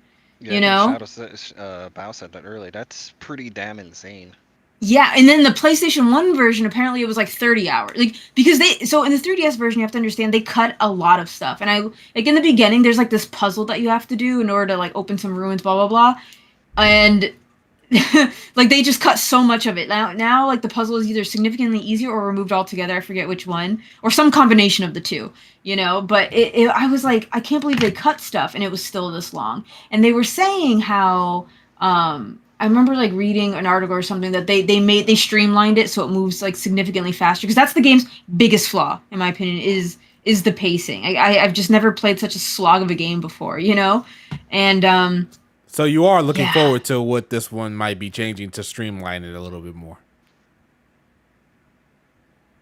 I'm interested in like hearing, like I'm like interested in hearing about it, but I don't know if I want to play it, because even if they streamline it and all that stuff, again, I didn't particularly fall in love with like the arcs. You know what I mean? Like, will I probably play it? I guess. Begrudgingly, if I have to, What if they gave you a review code? Even if they did everything they needed to do to rearrange this and optimize the pacing, do you think like it's overarching story and the characters from a fundamental standpoint, do you think all of that is worth replaying? Like, would you recommend this? Like, could it if they did everything they could possibly do, would this become a top tier Dragon Quest game, or it can only be so good in regards to being compared to the top tiers? Persona 3 it can only be so good. It's like, no, I'm just talking to like even Dragon Quest. I'm not even like comparing it to like other games, right? Like as a Dragon Quest we're just game. About Dragon Quest, Like, could you see a reality where this tops the top Dragon Quest? Like someone being like, yeah, this remake like tops? is better than Dragon Quest 11. No, this is better than Dragon Quest 8. No. This remake, they fixed everything. I don't think that. No. I don't think that. I think it will be better. Like, sure, I don't. I think it will be better, right? But I just don't see it like topping. Nah, because I'm also trying to remember, right? It's been like a hot minute, and Dragon Quest 7 like didn't stick with me the same way like 8 and 5 did. So I'm just trying to also like recall like the characters, what their backstories were, so I have like some missing holes and stuff like that. I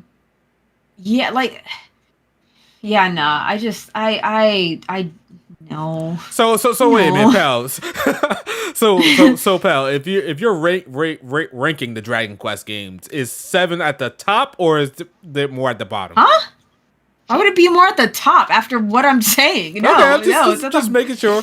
So nah, it's definitely on the bottom for me. Like if I had to rank Dragon Quest, it would be it really fluctuates between 8 and 5. I'm not gonna lie. I think I would give it to 8. Today's like an 8 kind of day for me, so I just feel like it'd be 8, 5, 8, 5, 11, 9, 7. Yeah, that would be my order. And these are all the Dragon Quests that I've played. Yeah, that sounds about right. 9, 7. Yeah. Okay. Yeah. That's fine. Yeah. So, that's good. Yeah. Goated. I love 8. Oh man, I hope they don't fuck up 8.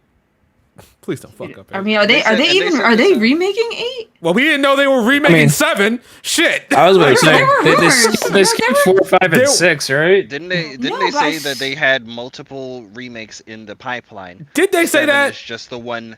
They said they followed up by saying 7 is just the one that No, they said that recently. I'm talking about like back when they announced 12 and 3 remake. Was this always in the pipeline? I don't know. I feel like I've recently heard 7, like within the month or two. Of exactly. Like they kind of kept it under wraps. They did say this was running on the Bravely Default 2 engine, and they were alluding to the fact that this is a different team than the other teams that were making the other remakes. So yeah, I hope that's the case. I'll say Riku. Now that you say that, I can see it. The end. Yeah. Now that you said that, yeah. But also another thing I wanted to say is that was interesting. So I was like called out on Twitter or whatever because I was like 7 remaking 7. 7 really? Yep, when 8 and 5 exist, You're right. I was on that shit. But I agree, I am right. But someone did make a very good point.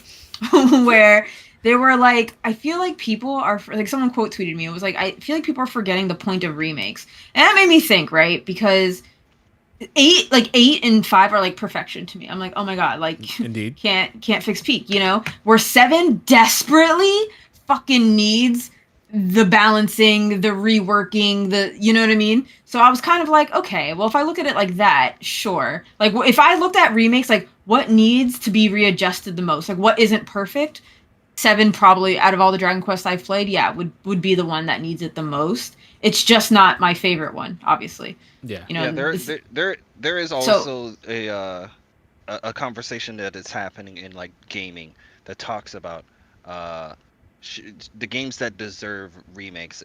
Should it only be meant for games that Good were games. good, or should it be meant should games who that may have flopped or they were underdeveloped, should they be given a second chance I'm going with via a games that are remake good. and fixing those things? Because obviously the games that are good, when when they're remade, they have all of the Hype. popularity and Pop. love Yeah. and nostalgia that the previous one had. But if you remake a bad game, everyone's like, "Why?" Like Lady Pelvic's first reaction when she saw that seven was like, seven. Why would I want to play that shitty game again? mm-hmm. It's like they definitely could use this opportunity to change whatever stigma the original game had to make a better game. And in a perfect world, we would like that, for bad games that were not good to be given a second chance, or maybe even a third with this one, since this would be the second remake, a third attempt at making a good version of this specific entry. So it's definitely something that has people talking It's about when it interesting. comes to like I don't even know a remakes. game that I could say that was bad back in the day. That was such trash to me that I'll say, you know what? Let's remake this game. Maybe what's that game called, Bob? I can. Final Fantasy VIII. Lord, You make me sick. You make me physically ill. Anyway, I mean, I would like what them. was I it? would like Sega to remake fucking Damn. Sonic 06. I mean, But just think saying. about this though. But think about this. There are Oh. games I feel like that are like hybrids though, that were, or rather, some people would consider really good. But like they have that jank to it, like Xenogears. I don't think Xenogears is good, but Lord. if, and also though, Uh, if games were remade, another thing that like freaks me out is when like older games, like I'm talking about the Parasite, I'm talking about the Xenogears and shit like that, the Final Fantasy, Mm-hmm. whatever, 8, 9, all that stuff. Like it will be probably sanitized, like so we're not going to Mm-hmm. get this, like we will get the core, Hopefully. game. Mm. Hopefully, I hear again 7, whatever, but like it won't be exactly how we would have wanted it, if a game is remake, especially if it was like made in the 90s, where filters were off, baby. Yep. Filters were Filter, what's off. We didn't that? care. Yeah, I mean, yeah. yeah. So, oh I my god, think that, also, that that goes very far to what quality of life features can do for a game. And like, was a game bad because of the was because of how certain like the menus and what, like certain JRPGs where it's like, oh yeah, this party member holds all of your items, and if you want to move it to the next party member, they gotta you gotta move it all. Those type of things. Like, how far can quality of life features help but a here's my game? thing. I'm not talking about quality of life issues. I'm talking like, yes, quality of life, that's great and all, but I'm talking about like the core of like a game. Like a game's like heart, you know what I mean? Like they will change dialogue, they will change things to make things lighter, easier to digest, because we live in, well, some would say, a very sensitive society, and you know Yep. what I mean, Yep. like very, Type shit. yeah, you know what I mean. So they will dumb things down, like I don't know. I personally don't want a game to tell me like, oh, you can't handle this, let me baby you, like bitch, I know what I can handle. You know what I mean? Like I can I handle would. whatever, I drug would. Not abuse, horror. slavery, blah I blah blah. would. Okay, shut your mouth, Blake. Shut your mouth. Huh? I didn't say anything. There's What? Oh, I there's heard you. certain I heard No, you. huh? Hmm? there's certain things that movies and TV shows that are being remastered and brought to a modern audience are doing. Instead of changing anything, they put this giant disclaimer on the screen before you start watching it that says something along the This is a lines of product of its time. Yeah. this was a product of its time. Rush Hour 1 We and 2. don't Yeah. endorse Yeah. any of Yeah. the tropes Aristocats, and dude, on themes Disney that go Plus. on in this story. Peter Pan. Discretion is advised, and then they'll just play it as it is. Mhm. Even though that screen is borderline cringe, I would prefer if games did that and keep it as close to the original Yeah, but investors say no. We want money. We want to sell the most. So, fucking fix it and make it, sanitize like I'm this bitch saying, so it's acceptable for. I hear you though. I hear you. Yeah, That's your no, preference. all I'm saying is that other medias are handling it this way, so I wouldn't be surprised if, So Also, I'm gonna say watching this footage is like giving me like memory. It's very PTSD? weird. I hate to say this. It's actually not PTSD. It's actually like, this actually kind of looks kind of good. I'm like, wait a minute, this is 7. What just happened? Because I was like rewatching, like I'm seeing some of like the areas that like I forgot that you go to, but now seeing it, I'm like, oh yeah, this was kind of cool. Oh yeah, this spell that was kind of cool. And I'm like, what the fuck's wrong with me? I just went on this whole tirade about how I hate this game. Now I'm like, what the fuck? No, I wasn't focused on the bad. I could justify. Okay, So- I could justify why. Okay, no. But it does, like, I don't know, especially when you said the Bravely Default 2 engine, I'm like, oh man, like now it's so clear as day to me, like when you said that. But in any case, I still don't think, because I just don't remember even liking a lot of the Dragon Quest 7 again arcs. That there were 2. I remember distinctly 2 that I was like, okay, this was kind of fire. I like what's going on here, but in the slogness and whatever. So this is similar to what I was saying about the Sky remake. When something is as faithful to the original as possible, it comes at for better or for worse. So it sounds like some of your concerns, if they fixed majority of what they could for Dragon Quest 7, some of the things that you wouldn't want to change, they may still not necessarily hold up. So wait a minute. On Like the story beats subject. and whatnot. On the subject of like we want to take an old game that was pretty terrible and remake it now to make it better. Let me ask Bao. Bao, would you rather them do a Digital Devil Saga remake, or would you rather them go back and fix Soul Hackers 2? Lord? Wait, where does Soul Hackers come to? Well, it's a bad it's a bad game. We Soul don't like Hackers it, so 2. we Okay. want to remake the game to make it better. Would we rather go back to the game that was trash and make it better, or go back to a game that we know is not good and see what it's like now? Either or, Bao. Oh, this is giving me PTSD. What the I think Bao fuck? left. Okay, so Bao doesn't know. All right, so To answer your question, Shadow, Go ahead. I'm Bazookarga now. I would just go for Digital Devil Dingus because I love that game. All right. First of all, no Canadians are Hey, allowed what's to up? impersonate me. That's against the law. Second of all, I was using the bathroom real quick. So Put your you headphones on? said, yes. Anyways, Fuck. Nigga nasty. Ooh. what? You know what? Anyways, What is? may forget the damn question now. Shadow, what was the question again? the question was: would you rather them go back and remake Digital Devil Saga first, or have them Yes. remake Soul Hackers 2? No. Digital Devil Saga. So Blake was correct. Lord? No, Basically. he's Canadian. Wow. Jesus. See, we were just talking about no filter. Okay. All right. So See, okay, here's another thing too. I'm looking at the footage. Okay, I looked at the footage and I looked at my footage of like Dragon Quest or whatever. That was another thing. There was like super tight corridors. So you really had to like duck and dodge and weave and shit between all like the enemies on the field. Oh my god. Like there's still like a fuck ton of enemies on this field. Oh my god. It's all coming back to me, man. It's all coming back to me. It's crazy. don't worry, pal. Okay. You're gonna play Dragon Quest 7. They're gonna give you a review code, and you're just gonna be like, okay, fine, I'll do it. It's gonna be you're so right. You're so right. Like I'm dying. When did they give it a release date or no? They're just February like, 6th. Oh, it is. Oh, February Yep. 6th. Okay. February. It comes out a month after Beyond the Horizon. Comes out before, 2 weeks before Resident Evil 9. Comes out next to Monster Hunter Stories 3. Oh yeah, if you guys have not been paying attention, the front of next year is very heavily Q1 loaded. is nasty for next Damn. year. A lot of these games going to die. Yeah, because everybody's afraid of GTA in May, so they're trying to get out as quick as they can. And watch that get delayed. Oh my gosh, please don't. I work retail. Just let it get. I just want it over with, please. I feel like it's gonna get delayed to like the holiday season, but we'll see. All right, so has Dragon Quest 7 reimagined? Let's move on. oh, it's reimagined. What did you think it was? Yeah, What? they did. Oh my god, where have you been? Jesus Christ, No. woman! What are you doing? Lady, no, not like this. God, okay, Christ. see, like, listen, I watched the direct and I saw it was Dragon Quest 7, I feel like I just like blanked out. Like I She just saw like, 3 and she I just, tuned out. oh, That was I Shadow's really- whole thing. We can't of let using you the live word that down. reimagined What was instead of that? remake. I was He like, wanted this very whole good. I tangent. just- Where were I'm you? sorry. I'm sorry. My I'm sorry. God. I'm sorry. I'm sorry. That's Jesus my fault. Christ. My fault. All right. Okay.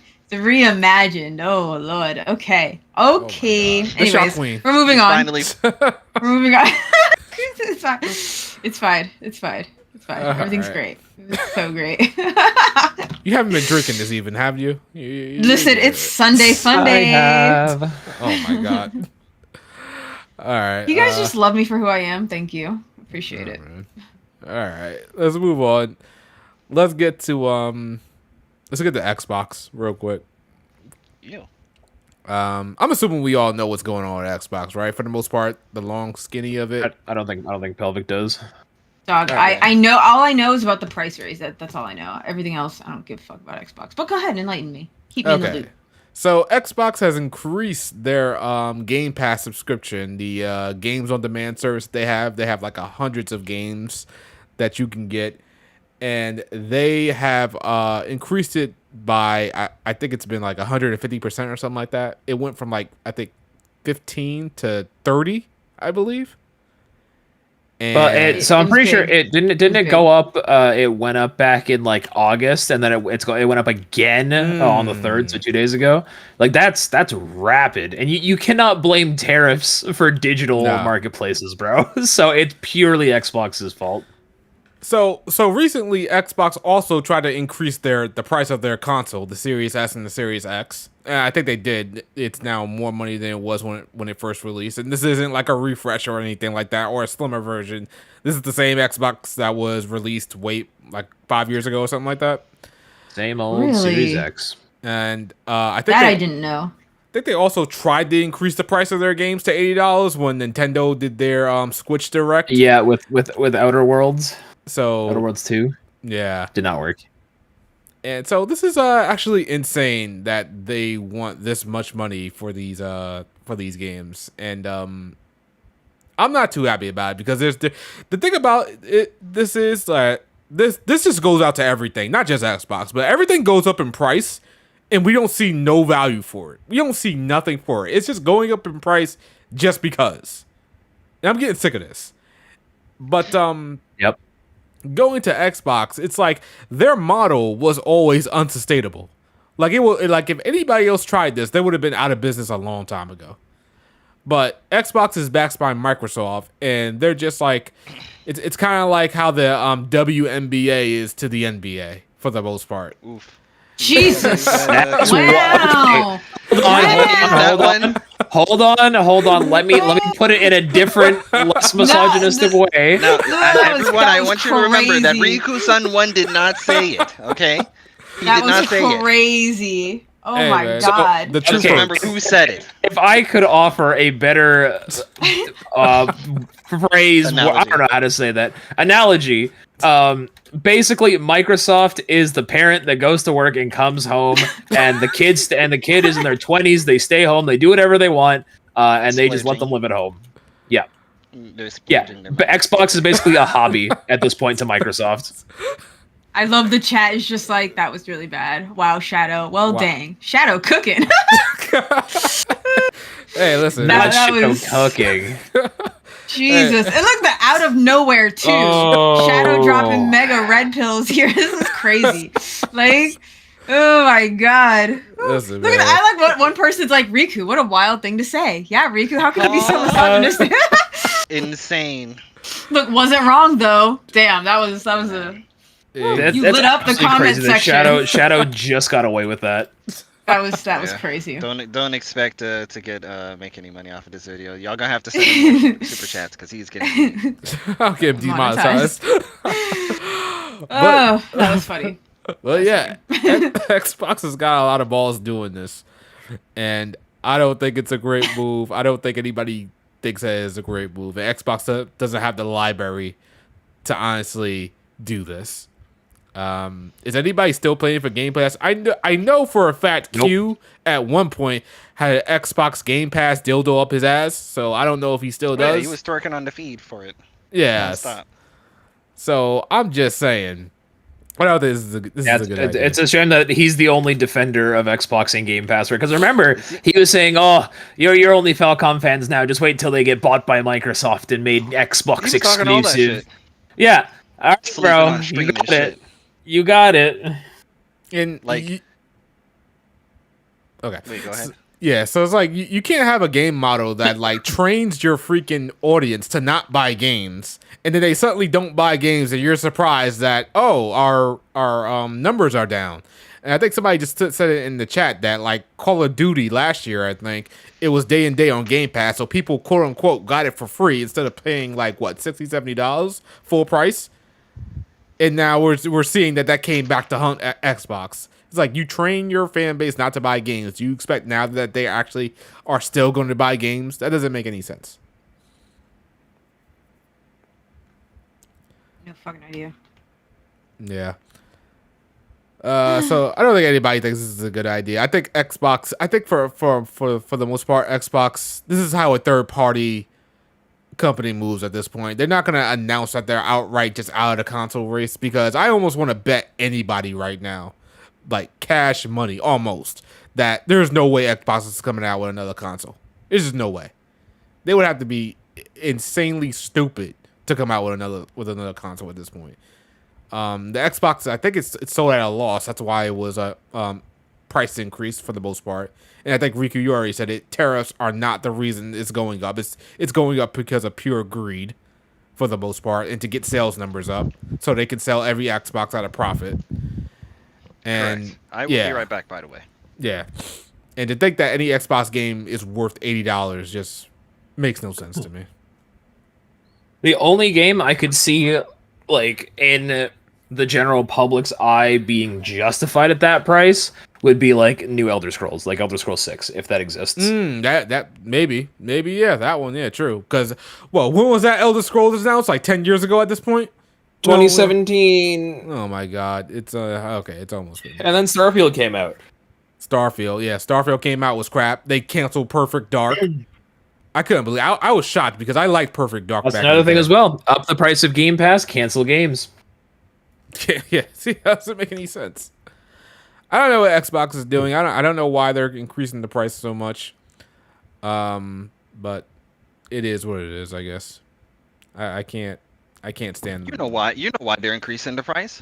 Why? Because they can get away Call with of it. Duty. No, they can get away with it. They can And get like away said, with they it. have- You they think? have a- Didn't the servers Not like for they the can website? get away with it. Let me rephrase that. They think they can get away with it. Oh, they think they can get away with it because I if you, that is definitely more accurate, because you wouldn't be doing it if you didn't think you could get away with it. That is true. Yeah, that is true. But they saw like the Xbox cancellation page crashed or something like that, because as soon as That they was announced wild. it, everybody was going on to cancel. So it's crazy. It's like usually when you hear a page like crashing, it's usually a good thing. Like, oh my god, look at Silksong crashing all of these stories. This is great for gaming. Look at them go. Now you hear this. Oh my god, the cancellation page is crashing because that's how many people are getting the fuck up out of here. What? But do you think like the Israelites leaving? do we think that Brother, that, what? Yeah, I was trying. You heard that too, I was Riku, trying. right? I was trying. Okay. I was yeah. like, am I tripping? Okay. So do we think that even though it's going up to $30 now, that like when the next Call of Duty comes out in November, that their subscriptions are going to go up because they can get the game for a reduced price technically if they get Game Pass? Because this is probably one of the things that they think they can get away with. I need to talk to one of these Call of Duty heads. I need to figure out how are they buying, because obviously since 2007, when Call of Duty became an annual release, you would assume that they were buying their Call of Duty games full price every fucking year. Every year. Yep. So now that you can get it through Game Pass, are they actually getting it through Game Pass? Because I mean, that's $360 a year versus you paying at most $70 a year. That's if you only play Call of Duty, because Call of Duty heads, they most of the time. Yeah. I feel like they're probably still just buying the digital deluxe editions because it gets them the extra weapon skins and garbage, And as how much well is that? as I think it's usually Probably like up there. I want to say like 100 US usually. Yeah, so still less than Game Pass a year. So it's like I was like, I'm keep in mind though, interested on how Call of Duty many of them. guys. I'm interested on how many of them are being sold on this this Game Pass association with Call of Duty, because we know that was one of the big reasons why they even bought Activision in the first place. I forgot they bought Activision as well. Like, That's another reason So amazing. theorized why Game Pass is going Yeah, up. That yeah, it they was gotta make that money it set them back already when they had bought Bethesda, but they were managing, and then when they spent like 155 billion or whatever garbage it was on Activision, it really set them back almost into debt. So yeah, they're definitely sweating. yeah, And the fact that they if they were going to buy Activision, Call of Duty, and all that, and then they should have made it like exclusive to Xbox, because that would have been the only way they would have saved themselves. But I don't think they could. I don't think there was some sort of their contracts were in place that they couldn't or something like that. I don't know if there was a contract or not, but they really should have been cutthroat and said, if you want to play Call of Duty, you need to be on Xbox. They really should have did that. yeah, they should. But instead they just started bringing Xbox games to PlayStation. You know, that's Oh, the yeah, sorry, I that's gotta right. I gotta take out the trash. My wife and her Playing boyfriend are out Forza and tonight. shit on Xbox and Gears. Gears, Forza, it's amazing. Xbox is so third party, and supposedly, thanks to the chat, they lost 300 million for putting Call of Duty on Game Pass. Like, I don't. That's wild. Like I said, if any other company did this, they would have cut off making Xbox a that long exclusive. time Yep. ago. Like Or that's if it was any other company that bought Call of Duty, they would have made that motherfucker exclusive. yeah, Like you ain't never gonna see Nintendo do no shit like that. As soon as they got their hands on a Bayonetta, which ain't even that fucking big of a franchise, they're like, nope. Yeah, it's true. You want to play Bayonetta? You better be over here on Nintendo, baby. that is true. We never got Bayonetta anywhere else, but the series wouldn't be alive without Nintendo. So yeah, that's not surprising. That's true. Nonetheless, It's funny because they still the would've brought it over. the remake, or I guess the remaster for Bayonetta 1 is on PC, but 2 and 3 are still only on Switch. Oh yeah, it's true. Yeah, That's sad. But hey, Bayonetta 3 does run at a locked 60 frames on Switch 2 now. Ooh, did somebody say 60 frames? 60 FPS? That's good. You Oh my gonna God. fold on a Switch 2? You gonna fold on a Switch 2, Shadow? Go No. on, you know where they are. I will hold the line for now. I will not. Like I give up. said, babe, let me know when Xenoblade Chronicles 4 gets announced, and I will buy me a Switch 2. Yeah. Yeah, or Zelda for me personally, because I know I'm. Yeah, you're the Zelda girl, right? So I What do you- am. that makes Yeah, I know. We got a new Zelda dropping at the beginning of November. Lord. Not that fucking Hyrule Warriors shit. Don't talk. Oh, Damn, no. Wow. Lord. Talk to Lady me about Public is that. not a Muso girl. It's not even that. It's not even that. Because I actually enjoyed Hyrule Warriors, the first one. I never played whatever the other one was. I just wanted to try and true Zelda game. That's what I want. I actually don't hate the Muso games. I quite enjoyed the Muso style Zelda thing. So. Have you played any Muso outside of that one? No. I don't know So. if you're a Muso girl. You're more of a Zelda fan that dabbles. He just in called you Muso. a tourist. That's unfortunate. Yeah, Listen, yeah. You know what? pal, I mean, pal, listen, pal, he's not even listen. wrong though. Listen, I'm not even mad at it because he's not wrong. Like, Pal, He's when it not comes to really- Muso games, you're not missing much. Lord. I I believe mean, you're you're not wrong. Like, I I'm not believe you. saying- Like, I'm not that's why saying I'm you not. are. So, hey, Like- we'll hold that one. We'll hold that. No, little mini I laugh. don't even think you're wrong though. I don't like. I'm a tourist. All right, yeah. And I visited. It was very nice. I enjoyed my time. You know what I mean? Like, Well, we're supposed to be like, get your filthy tourist ass up out of here. We don't need you here. or Speaking something of like Muso, that. we have that Dynasty Warriors Oh, 3 yeah, here we remake go. coming Oh my god. next year, first quarter as well. It's going to be great, I hope, because it's running on Unreal Engine 5, so I'm not sure about that. But we are positive around here. My second favorite game of all time. Let's fucking go. All right, before we get more into that, because I do want to get into that just a tad bit. Going back to this Xbox Game Pass Ultimate moving up. Yeah, nobody thinks this is a good idea. Xbox is cooked, as the young kids say nowadays. And I had thought that the next Xbox would have been the last Xbox. Honestly, I feel like the Series X is the last Xbox now. I don't think if they have plans for a new Xbox, I think they're scrapping them right now. they have to. I don't There's think no that- way. There's no fucking way.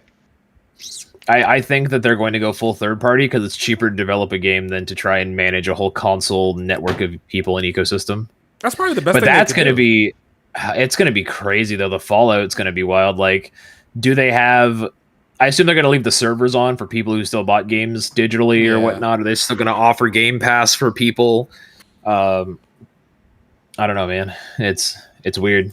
Yeah, it's like I don't want Xbox to technically get out the market because it's kind of like competition is good for the most part. Yeah. But Oh yeah, it is. It's just that Sony doesn't view Xbox as competition anymore. I don't think anybody They don't views view Xbox themselves as competition. I think That's what you that's say another issue. when you're losing. When you're losing, you say we don't view them as competition. That's what you pretty much say for the most part. I feel like it's both. I feel like if you're significantly winning or significantly losing, you say such a thing.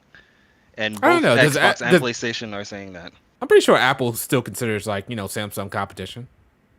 Yeah, but they're not significantly beating Samsung or any of the other ones. All right.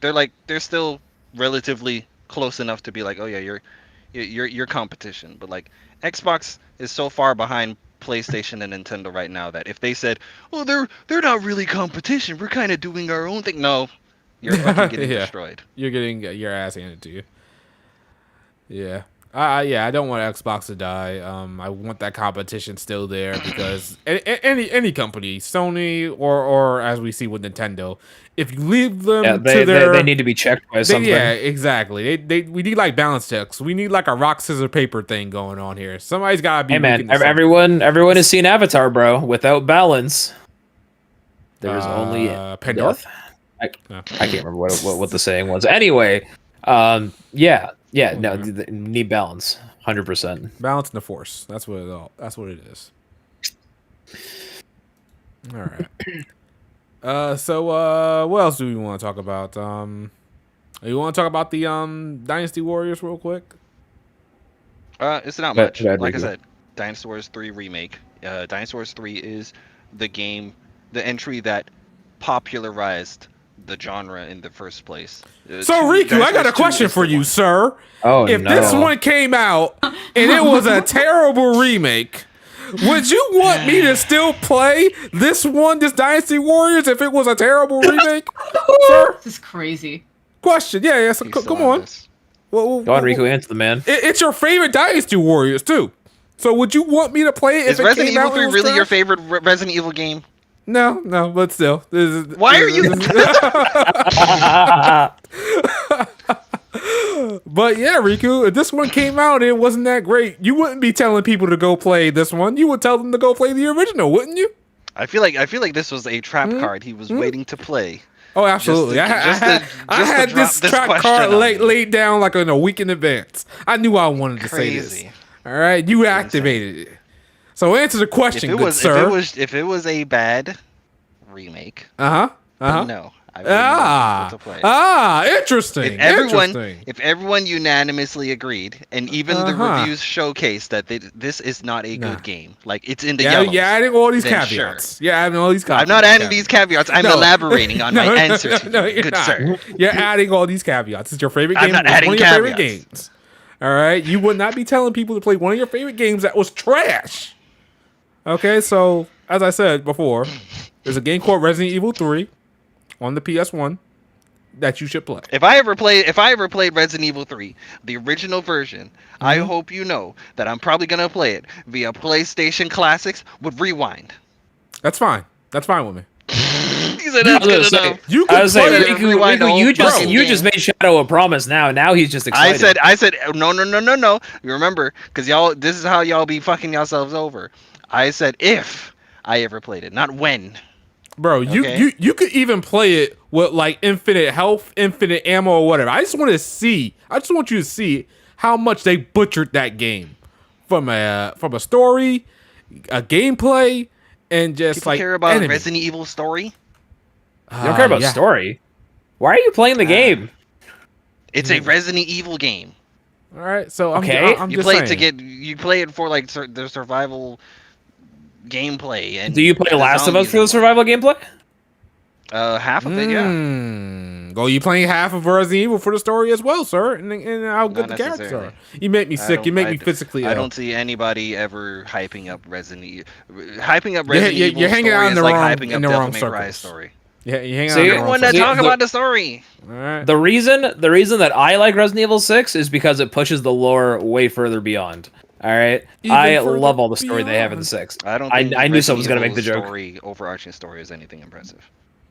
All right. You got to at least like the characters. Like, there's no way you don't like Leon and Leon is Jill pretty and Chris. cool. Chris Redfield is pretty cool. I'll give you that. The characters are pretty cool. And Pelvic, when are you gonna play your first Resident Evil game? Lord? Yes. Yeah, No? she heard me call her out earlier. All right, fine, fair she enough. said BRB. So All right, fine, fair enough. All right, so that's it for Dynasty Warriors. Riku needs to play Resident Lord? Evil 2, Resident Evil 3. That's all this was about. This is Resident Evil in disguise. That's all this portion was. All right. Is Bio back? Probably not. But Riku, you could talk about it for a little bit. You want to talk about SLW? All I wanted to say was that Dynasty Wars 2 was the one that created I'm the back. Musou genre. Dynasty Wars 3 is the one that popularized it. So if you hear other podcasts like the not the HPMP, the WWP Weapon Wheel podcast talk about why are they remaking this specific Dynasty Warriors game, it's because this one is the one that popularized the whole damn genre in the first place. So if there was any specific entry that deserved a full-blown remake, it would be this one. Well, you That know is what it. popularized a stalker enemy in games? Resident Evil Nemesis. 3, the original. Okay. Nemesis. Oh, brother. All right. WY. Is it called Y? sir. Is it literally said Y, or is it like Yes, another way to say it's yeah, Y? like the letter Y. Okay, Yeah. just wanted to make sure. All right, so this one came out recently. You guys want to talk about it? Because I'm not the SRW Sure. person. Who is this character? I love that. this- She looks great. Okay, I'm you not- guys. I knew you liked that Hold on. character. Which That's character was he 40. talking She's the main character. Bow, there's Oh. hella spoilers in this gameplay. Don't look at this. about? Oh, good to know. All right, so SRWY, the longest we've ever had to wait for a new SRW game. And after putting over 50 hours into it, I would say honestly, it was worth the wait. So before release, I think Blake would probably agree with this. A lot of us were a bit apprehensive about this game. The roster seemed a little lacking. It wasn't like this big bombastic new game that took a long time to come out. But after playing the game, it was worth it. A lot of love went into this game. This is one of the best SRW games we've probably ever had, in my opinion. It has blew away all my expectations. And yeah, it is a must play in the series. So easily better than 30, easily better than all the other ones that came out. No question. Definitely better than 30. 30 is Yeah. 30's fun to like play, but 30 overall isn't the best. I'd say it's probably mid to lower tier. It was very experimental, and they tried to do a lot for the anniversary. But 30 is by no means anywhere near the top. Yeah, 30 is just a fan service game. It's not like a normal game at all. So it's like Engage. Kinda, yeah. Oh yeah, kinda, yeah. Done better, but yeah. Lord? Okay. Engage Slender crazy. Yeah, Alright. which is why when I saw a lot of people starting with 30 as their first, I was like, please don't do that. It is not meant for newcomers, but people will do what they want. But yeah, why? Phenomenal from a story standpoint so far. The character is very likable, especially the original character. At least the male. I can't comment on the female one, but I'm pretty sure she's great too. She's definitely also better than the last one we had in 30. The character interactions top tier for the series, which is saying a lot for a series built off character interactions between different series. Animations pretty good. They actually switched to a new animation style. So instead of 2D sprites, a lot of these new sprites are actually 2.5D models. A lot of them is really easy to notice more than others, but it's How do interesting. you feel Took about a while to get used to. I think I like it if they can keep the quality they're at, because they still like move like sprites, you know? Like unless you're like really looking for it, you probably won't even notice it. Except for, like I said, a couple standout units. If every SRW game moving forward was this, would you be fine with that? Yeah, honestly. Yeah, I'll be fine, So, yeah. so this isn't a Disgaea moving from 2D to 3D type of situation. Oh God, don't remind Yeah. me. Oh God, don't It's not, remind me. thank God. Jesus. It is not. Because Okay. keep in mind, we've had 3D SRWs. No one likes them. For the same reason as the Sky. The animations just take a plummet quality. Okay. We got a super chat from Ricardo Belmont, $2 super chat, saying, curious, what's a good SRW to start with, Bao? You can start with Y. I think Y's a pretty good one. It's Yeah, on you could everything, start with really, Y. really accessible. It's on the PlayStation Store. It's on the Switch eShop. It's on Steam. Hold on. If Does you have does access to it, W on the DS is a phenomenal game to start with. That It too, as has well. a 100% fan translation as well. I'm just wondering right now if Monkey D. Luffy knows anything about Super Robot Wars. Why? I'm just curious. Oh my gosh. Huh? I'm just Whatever it takes for you to play it, Shadow. All right. Did this game break any Yeah. records for an SRW game, or what was it looking I like? don't know. Oh yeah. It was the top seller in the week it came out. So I think that's all we know. Okay. Like it yeah, was above like the Switch 2 games and all that. Yeah, it was on the top of the Switch eShops, top of Steam, and I think it was also on PlayStation, but PlayStation makes it hard to check their analytics. So, yeah, no, the game's really good so far. I'm about 120 hours in. So, and my Jesus. only gripe with it is that it is much longer than I feel like SRW games before 30, like VX and T, I feel like they were averaging like 40 to 50, maybe 60 if you were like playing on a higher difficulty. But I've also done all the side quests and done a lot of like extra content in this game. If you're like just doing main quests and kind of like moving through the game a bit quicker, you can probably do it a lot faster. But I think this game will still be shorter than 30 because it's not as open. 30 was more or less open world, kind of go here, do wherever you want, whenever you want, and that's one of the reasons the story in 30 took such a hit, because they couldn't write anything with so many people not knowing when they joined, how they'd be estranged, that sort of thing. But with Y, that's pretty much all been alleviated. It's really, really good in that regard. All right. Yeah, I'm not too big on the Super Robot War games. If I had a chance at one point in my life to go into a hyperbolic time chamber and play them, I probably would. But Oh, one last thing. Finally, we have difficulty again. You actually have to think. That too, yeah. They have some pretty fun stages as well that aren't just route the enemy. I feel like that's what so many strategy RPGs, Fire Emblem, probably Disgaea, SRW, just all the stages just boil down to kill everyone and move on. There's been so few like stages that actually meaningfully change it up. all right. Oh, and lastly as well, Y is also cool. It has Godzilla in it. Oh, it It does. What the hell? Yeah. Wait, is he an attack or actual unit? He's a plot boss. Like point. he's a plot point, a singular point. Some would say. And an enemy. Interesting. Okay. Yeah, the anime list in this has something for everyone. I really do like how they put so much detail into like the robots and the battle. It really does look like fun. Oh, they also switched to engines as well. I think they're using Unity now, maybe? I think is what they said they were using. And as a result, some attack animations now play at 60 FPS, whereas Ooh, somebody previously said the 60? series... Oh my gosh. Previously, the attack animations were all limited to 30. Ew. Never really bothered me because, I mean, they're pre-rendered, so you never really noticed. But yeah, it's something like the game can like hit up to 120 now as well, because they're using a new engine. All right.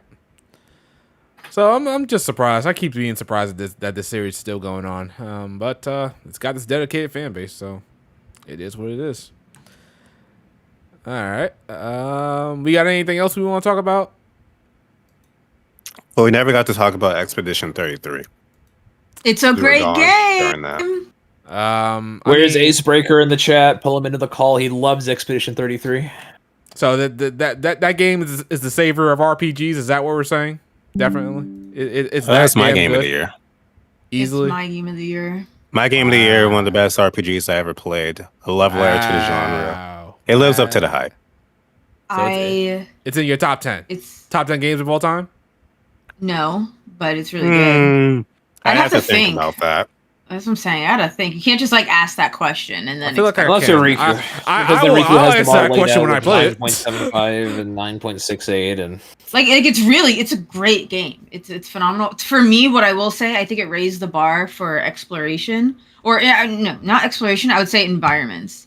I think it has some of the most unique, distinct, beautiful, imaginative environments. Like, you know, we all play JRPGs here. I mean, listen, we've all been through the sewers, right? We've all been through like the forest, the Lost Woods thing. We all been like mountains, volcanoes, and blah blah blah. And it's not that in like water levels, and it's not that Expedition 33 doesn't have some of these, like a foresty area or a water level.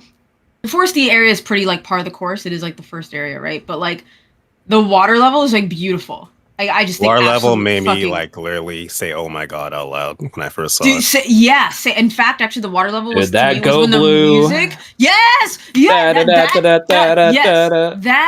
Bro, was the that was the fact song. they- Hold on, let me man. finish.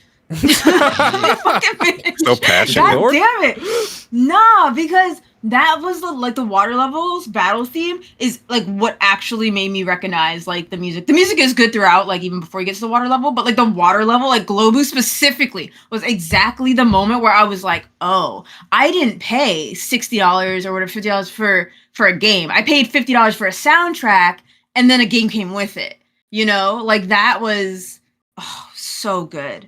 And it just like, and then from there, the music only just blossomed. It's so and like we don't speak French, right? But I highly encourage anyone who's played this game, fucking like look up the lyrics. Oh my god, Yeah. the lyrics just add a whole ass layer of depth to. Like, oh my, it's so Renoir's beautiful. boss theme. Please look up Dog. the lyrics. Dog, good. look up the lyrics. So wait a minute. Let me ask you guys, since you guys are glazing this game, which rightfully so, as the kids say, glazing. Is this game? This game came out at $50 price point, right? We know that it's great The budget's for a settled, $50 game. The question is, if it came out at an $80 price point, would you guys be okay with that? Well, I would say considering that's after doing I DLC, bought it and played it, yeah. yeah. So you, It would be one of the few games I feel that is actually worth that price from the experience I got from it. so Expedition There's no 33 Part microtransactions. The 2. quality is there. If Expedition 33, the sequel comes out, I don't know. Like maybe the ending doesn't warrant a sequel. I don't know. Maybe they can just have another game in the series. I don't know. Set in the same universe, whatever. Oh. But if They another have game confirmed. in that They kill have comes confirmed out, we're getting. Say nothing. Say nothing. They confirm we're getting more games. Oh, there is, There's and not- it's called Clair Obscure, by the way. Clair Obscure is the title, like Final okay. Fantasy, whatever. It's Clair Obscure. So just okay. So another Clair Obscure game comes out that's just like this kind of. Would you easily, without a shadow of a doubt, pay $80 if they chose to charge that much? And Shadow of a Doubt. They've earned my goodwill with this, so yes. Yeah, Okay. I I think- follow this studio to hell. They're really good. no, I think I have to agree with one of the comments. They were like, I wouldn't have paid $80, so I wouldn't have known. And yeah, if a game came out as 80, I probably wouldn't have. I'm not buying games at $80. So Also, But the fact that they got I'm trying to remember what his name is, the guy who plays Daredevil, to voice Gustav. I don't know how they did that. Like they must you have mean connections Ben somewhere. Starr? No, not Ben Starr. Huh? No, Ben Starr You're- is no, what's Ben his Starr face, versus other dude? Verso. Verso. Yeah, Gustav. Charlie Cox is the one. Charlie that voices, Cox. Yeah, Gustav. Charlie Cox. Love Charlie Oh. Cox. My God. You didn't know until now. I thought they were. They do sound alike, so I understand why you thought it was the same dude. It's not. Also, Ben Starr is great in everything he's in. I mean, yes, that's true. Wow. Oh, wow. Okay. I learned something today. Yeah, I did not know. Okay. It's so random because Charlie Cox, I don't think does voice acting. I just thought he did regular acting. So like, what did they do to bring him on? Some people thought Gustav's awkwardness was due to his acting, actually, but we don't know. It could have been just him being masterful as an actor. Hey man, Because it Gus- I fits think with Gustav's character. He's a bit of an awkward dude. So with Expedition 33, is it safe to say that turn-based RPGs never went anywhere? They were never. Oh yeah, dead. never did. They were never on the slump. They were just fine. People And thought that because RPGs themselves were in a slump during the PS3 era. So they're like, oh, people must not want turn-based anymore, but that was never the actual issue. Never the actual issue. I think that's that's what it is. So this is what we might say as peak turn-based RPG. This is what RPG should have been like from the beginning, or something like that, or evolve into Well, it's natural. really been just the fact it's turn-based. And it's not even also the fact that they added like those QTE elements. It's more the fact that this game is so deeply customizable to how you build your characters is kind of Pick insane. those- It's like the way I build my characters, I'm sure is different from both Blake and Belvix. And it's kind of addicting in its own way once you get into it. I feel like it's really just kind of a love letter to JRPGs in general, though. Like I don't think it like changed the game. I just think it took the best out of RPGs, and we're like not only the best out in terms of mechanically, but I think its storytelling was some like next level shit, and like they made some bold fucking storytelling. They had did. some bold beats in that game where I think it like shook practically everyone who approached, or a majority of people who've played the game. There were and whatever. definitely times Like- where I was in disbelief. Yeah. Right. Somebody like, told me they cried when something happened. I don't know what happened, but somebody was like, "Oh, they I cried." mean, I could see someone.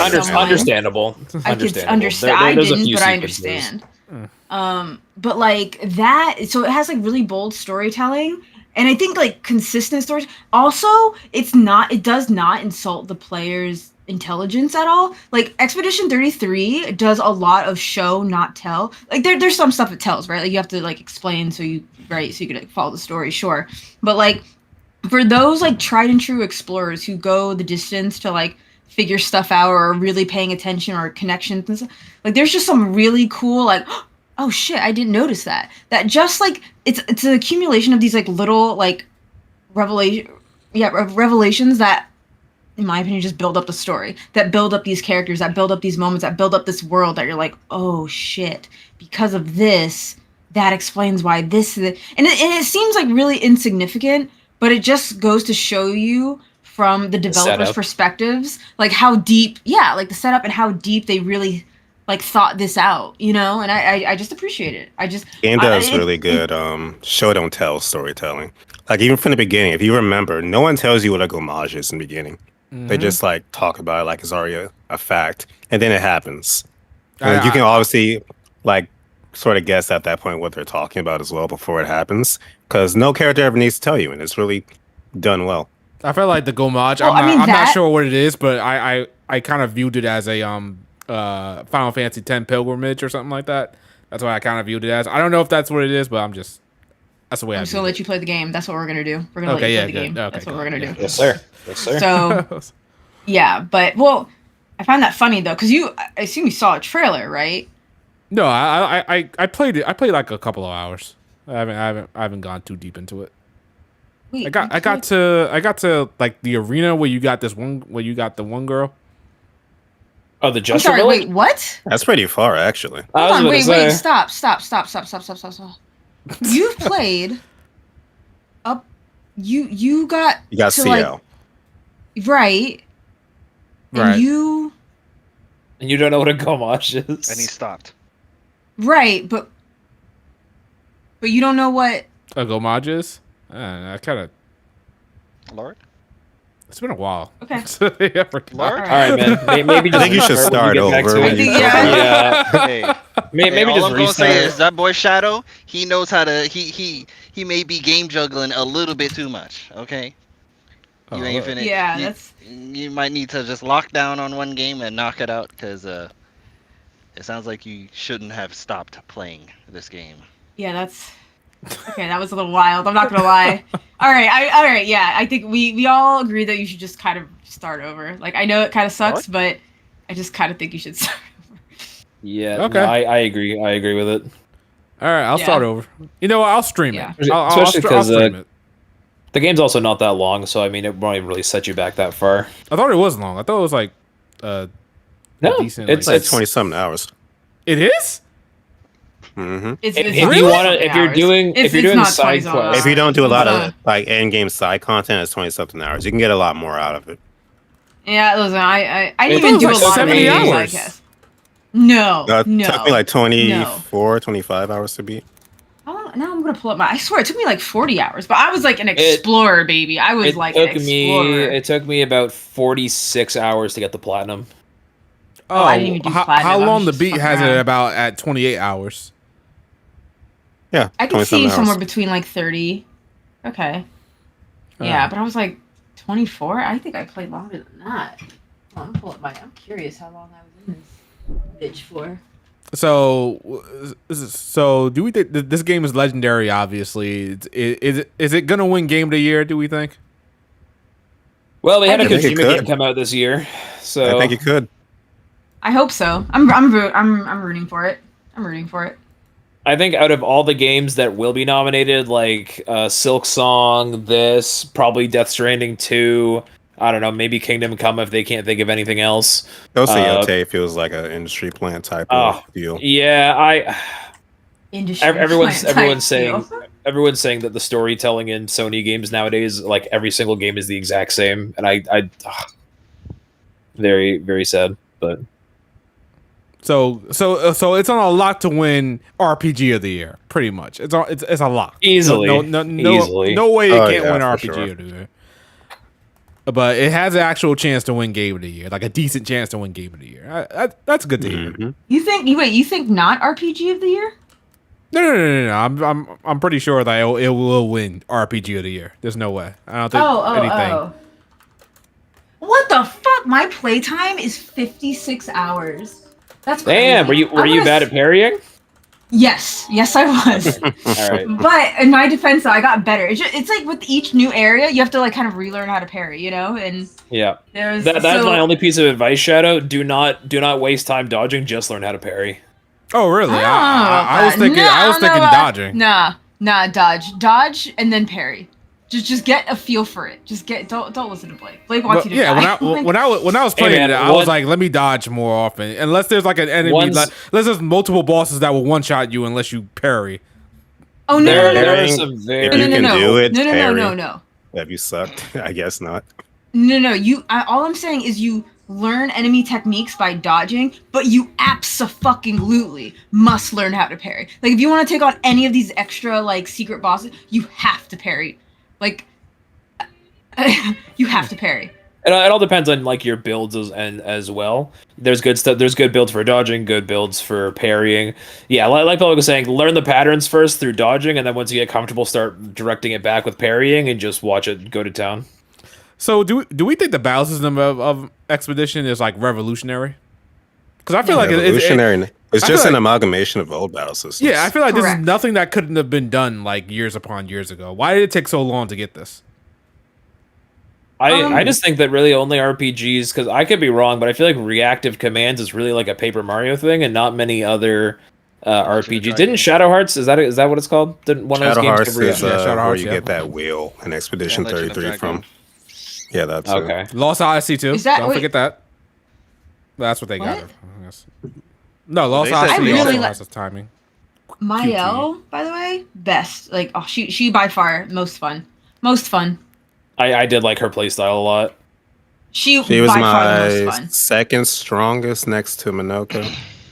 Monica, Really? oh, dude, Minoko's so good. Oh, Oh, I love Minoko. I'm a fan. I agree. his But theme They're is pretty one neck of my and neck. favorite in the game. But no, Mael was by far my strongest. By far.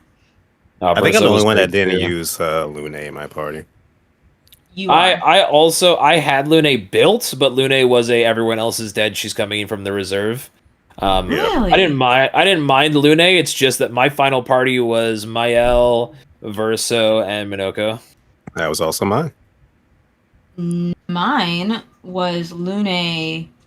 I think Lune, Verso, and Mael. I think that was mine. No one used CL. Dude, She's fine. I didn't. I Am I didn't getting really. spoiled by you guys telling me your party members?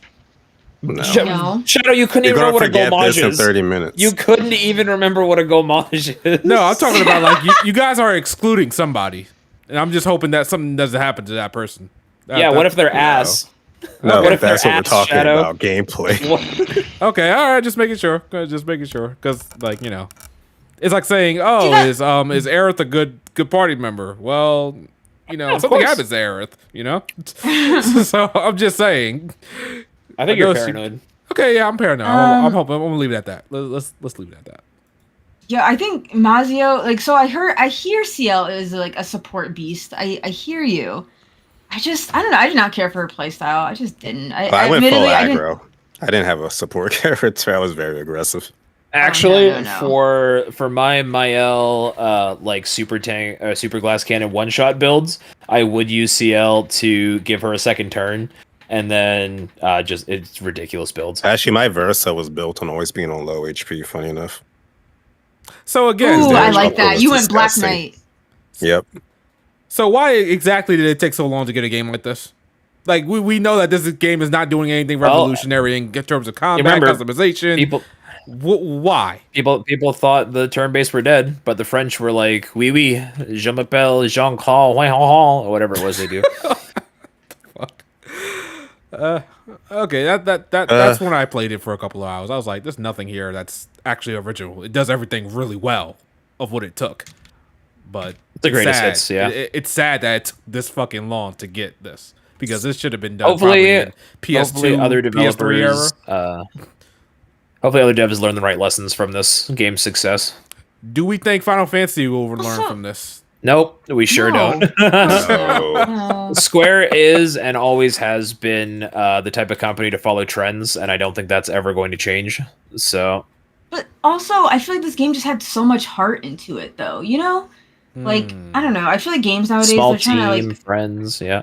yeah. I that's think what I'm saying. specifically they mentioned that the dev team, the story was built upon their own personal stories, which you don't see that in large corporations. And they were That's what I'm saying, also they're also made up of ex Ubisoft devs because in their words they were bored at Ubisoft, which is funny as hell. Oh yeah, I did hear about that. Yeah, that's funny. Interesting. Yeah, I just this is what like RPGs were like because you think about look back at like the 90s games, you know. I just felt like yeah, they had jank to it where like Expedition 33 I don't think really has any jank. I had like a few maybe nitpicks, but like, you know, but other games back in the day just had so much heart. They had like a real story to tell, you know? There was just like a realness. There's a real rawness to it. And I just feel like that lacks in a lot of like modern games nowadays. Where The issue with big games, at least, is that investors have the last say. If an investor wants this, you have to do it. Have to please the investor. You also can't take risk anymore because one failure of a game means your whole studio gets shut down. That is true. That's true. That's true. What was that Xbox That's game? I forgot. What Perfect it was called. Dark.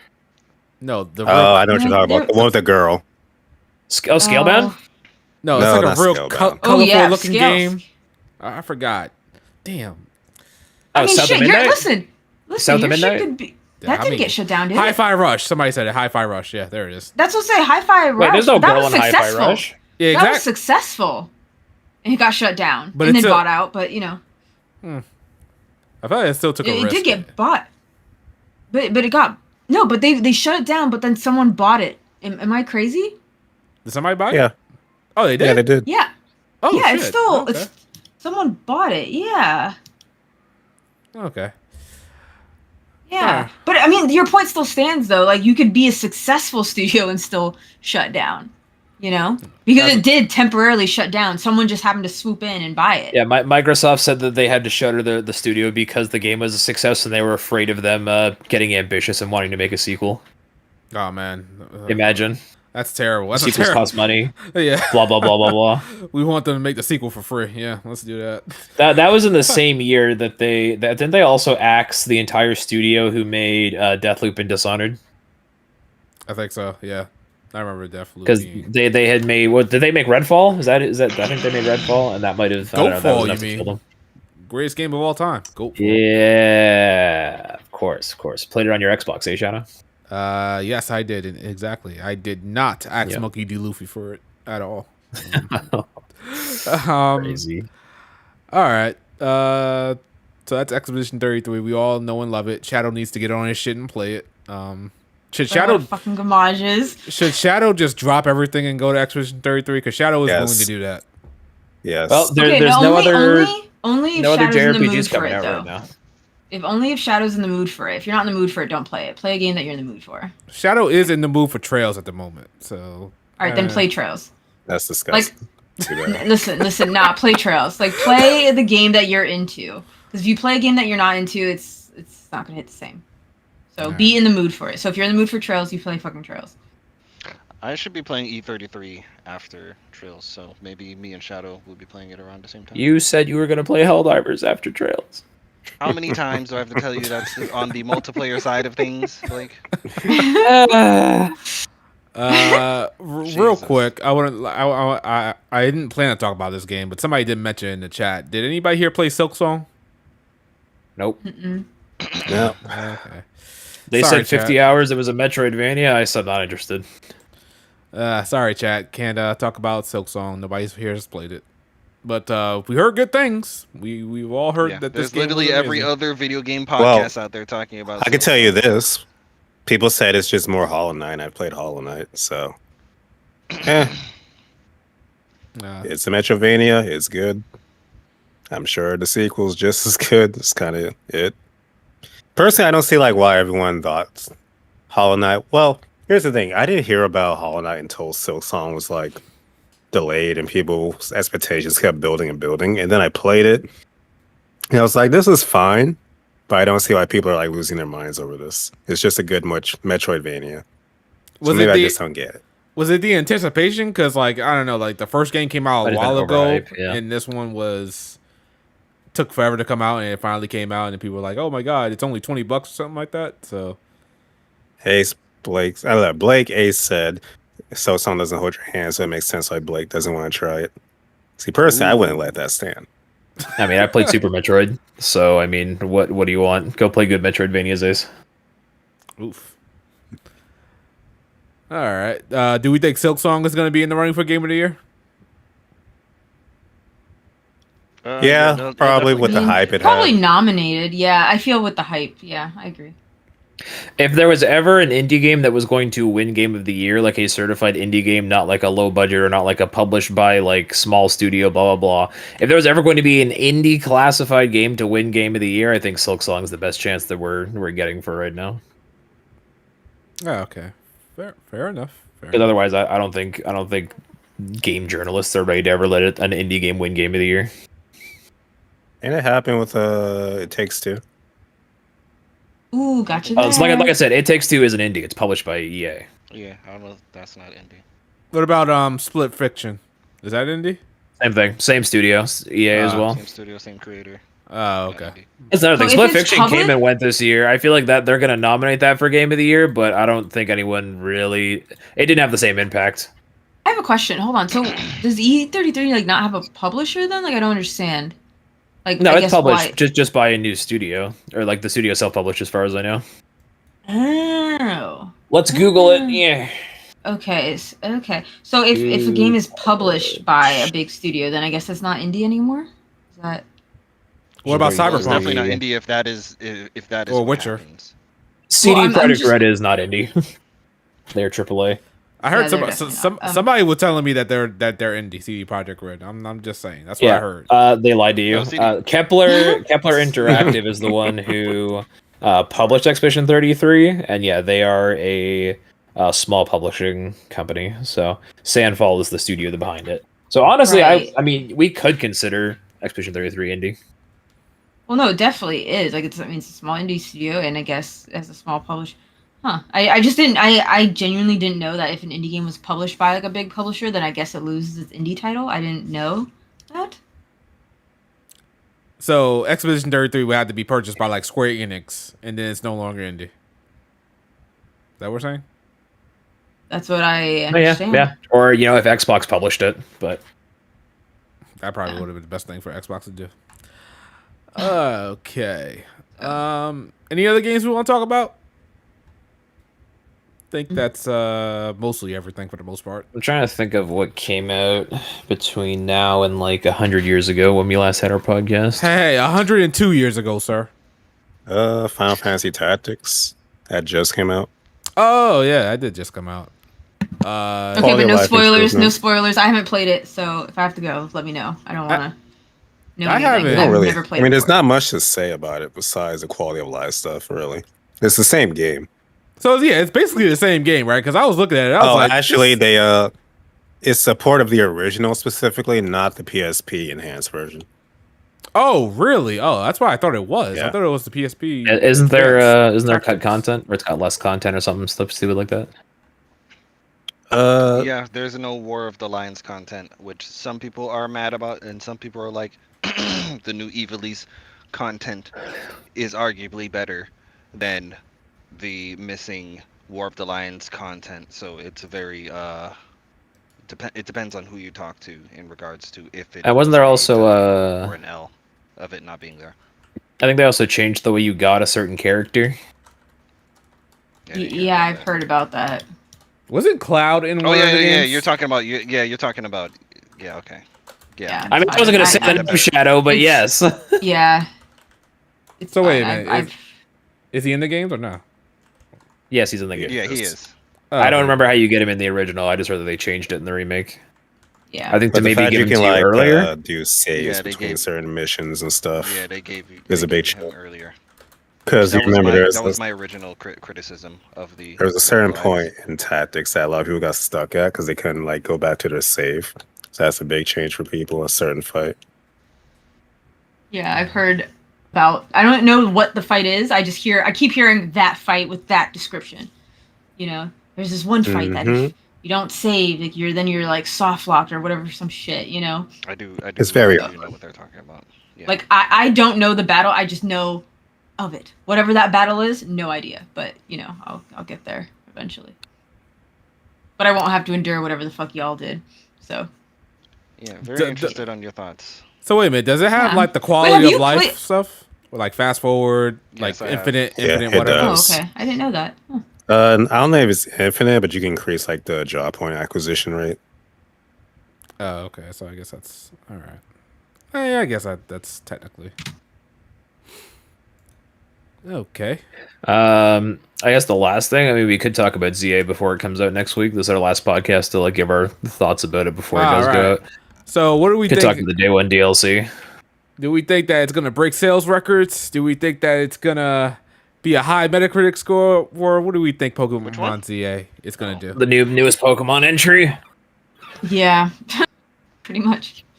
My thought. Yeah, I don't think it. See, I always find it difficult for the like standalone spin-off games to break sales numbers when the mainline games always have two games that people will double dip at the same time to buy, so the numbers are artificially increased. But I think it will do well. I am just wondering if fans is like, I don't want to be rude. What's what I'm looking for?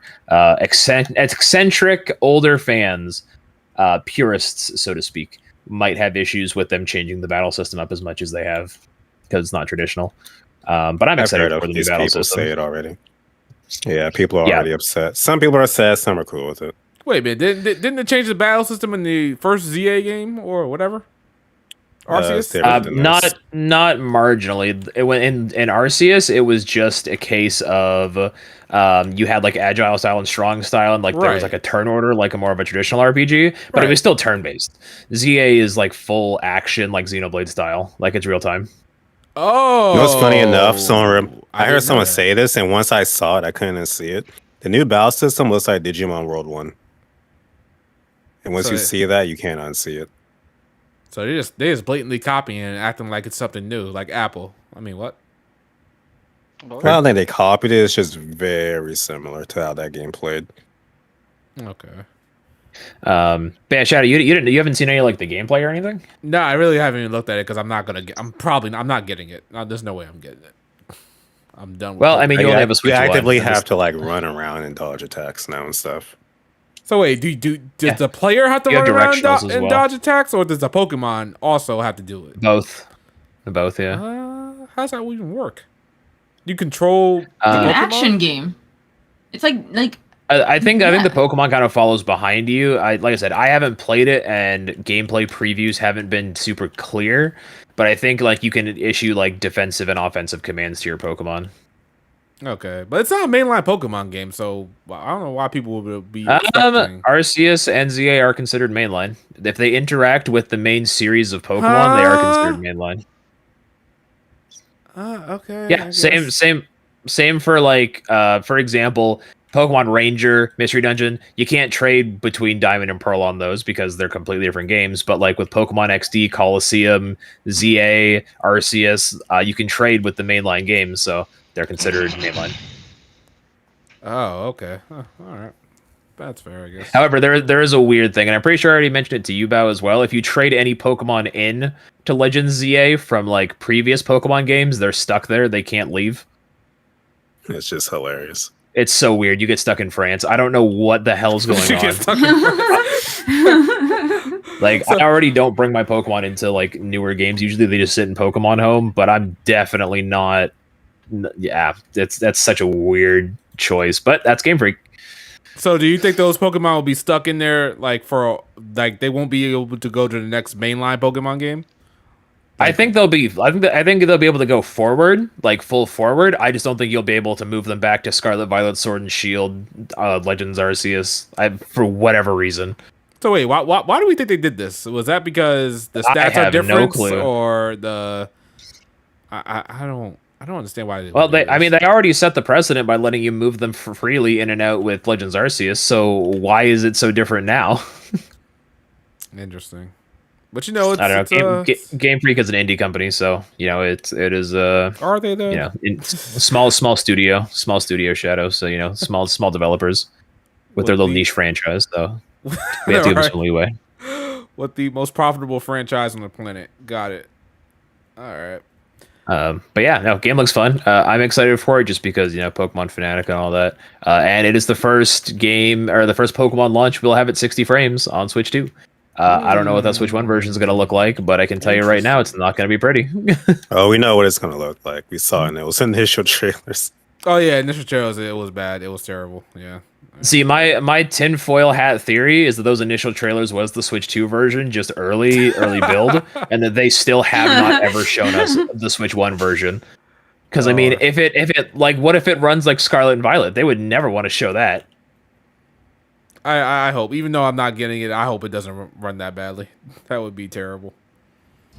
Yeah, fingers crossed. Okay, so high Metacritic score in the 90s, easily. Honest, I don't even know what Pokemon gets on Metacritic these days, bro. I don't think I've ever looked at a Pokemon's Metacritic. It's like it's usually like in the low 80s. Okay. It's like 80 through 80, like 86 around there.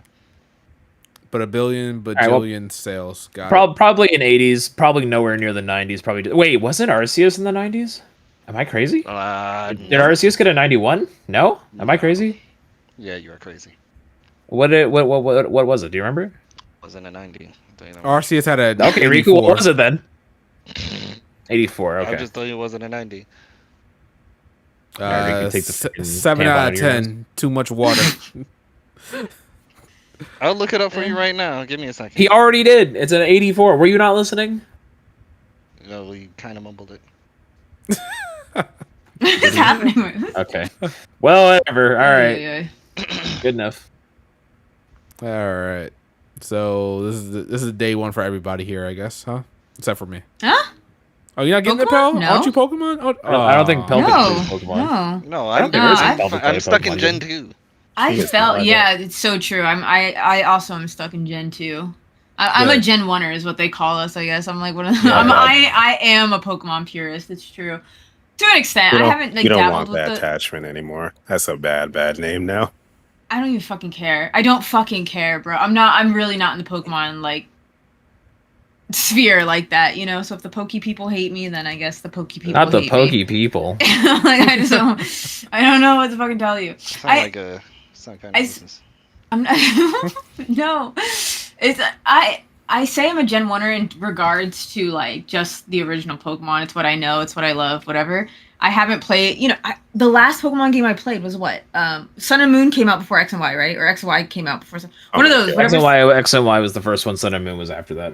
Okay, so Sun and Moon was the last ones I've played, and then I was like, this isn't for me. Like, I just fell out of love with Pokemon. I love the culture around Pokemon in regards to like starters. When new starters are revealed, I'm so in that. But like in terms of playing the game, nah, I'm not. It's always interesting that a lot of people are like, oh, I played Sun and Moon and I just fell off the series. I'm like, Sun and Moon is the game that changed everything. Like, it's the one that shook the formula up. They got rid of gyms finally and let you do things other than that.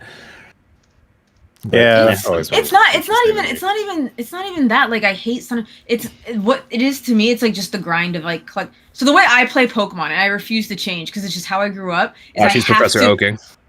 Literally catch them all. I have to catch them all. Lord. So I will stay in the fucking grass until I get. And the only thing also is I guess that's what it's called. I don't know what the fuck that means. If that's what that means, then I guess I'm Professor Oaking, sure. However, but also I have to catch their like base form. So I refuse to catch like Jeez, Pelvic. like a Pidgeotto. What are you Like, making know, a I'm not Windex gonna in catch a every game? Pidgeotto. Like if it's not a Pidgey, I'm not gonna catch. Like I have. Is to your name be. Gerard? Are you And the completionist? What's going on here? but in addition to that, I have to get the higher level one. So you remember in the old games where like you might find like a Pidgey and there's like a level 3 one and a level 4 one. I'll only capture the level 4 one. Like I refuse to capture the level 3 one. Why? What is Because I can wrong get a with free you? level out of it. What is wrong Like with I'm you? so You're just What's wasting wrong with time. You you? could just get a level. Are you on the like, spectrum? Like what? She might be. Holy crap! What No, the hell? it Yeah, has I've never to be- heard this. Like what the? That's Fuck? you guys This never. is a that's little so- a little excessive. Like, I mean, I can Nah, understand this why is- you don't like Pokemon anymore if that's how you're playing it. That is 100% how I play Pokemon. That is Especially so in earlier excessive. gens, that would be a nightmare. If you were like in No, Scarlet and that's how- Violet, it's you can No, complete that's the how I Pokedex play. in like half of That, a like day. It's literally so easy Pokemon nowadays. Red, Blue, Yellow, Silver, Gold. That is dead ass how I play Pokemon. That is how I grew up playing Pokemon. I cannot play Pokemon any other way. That's insane. Who told you Like, how to do you be not this have Did you Shadow? way? play both versions or just one? Excuse me. Did you play both versions or just one? So back in the day, all of them. Yellow, Blue, Red. I had all of them. Now, like I've only played Y or I've only played Moon. Yeah.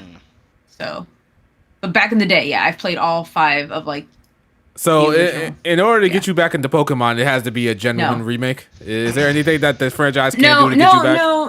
no. It's not even a Gen 1 because they have remade Gen 1, haven't they? Like multiple Yeah, times. multiple or times. something like that? Yeah. Yeah. Let's yeah, go so Pikachu I've, and Eevee, I've, yeah. the only one I guess I've technically I'm actually technically currently replaying. It's like my before bed game is Soul Silver.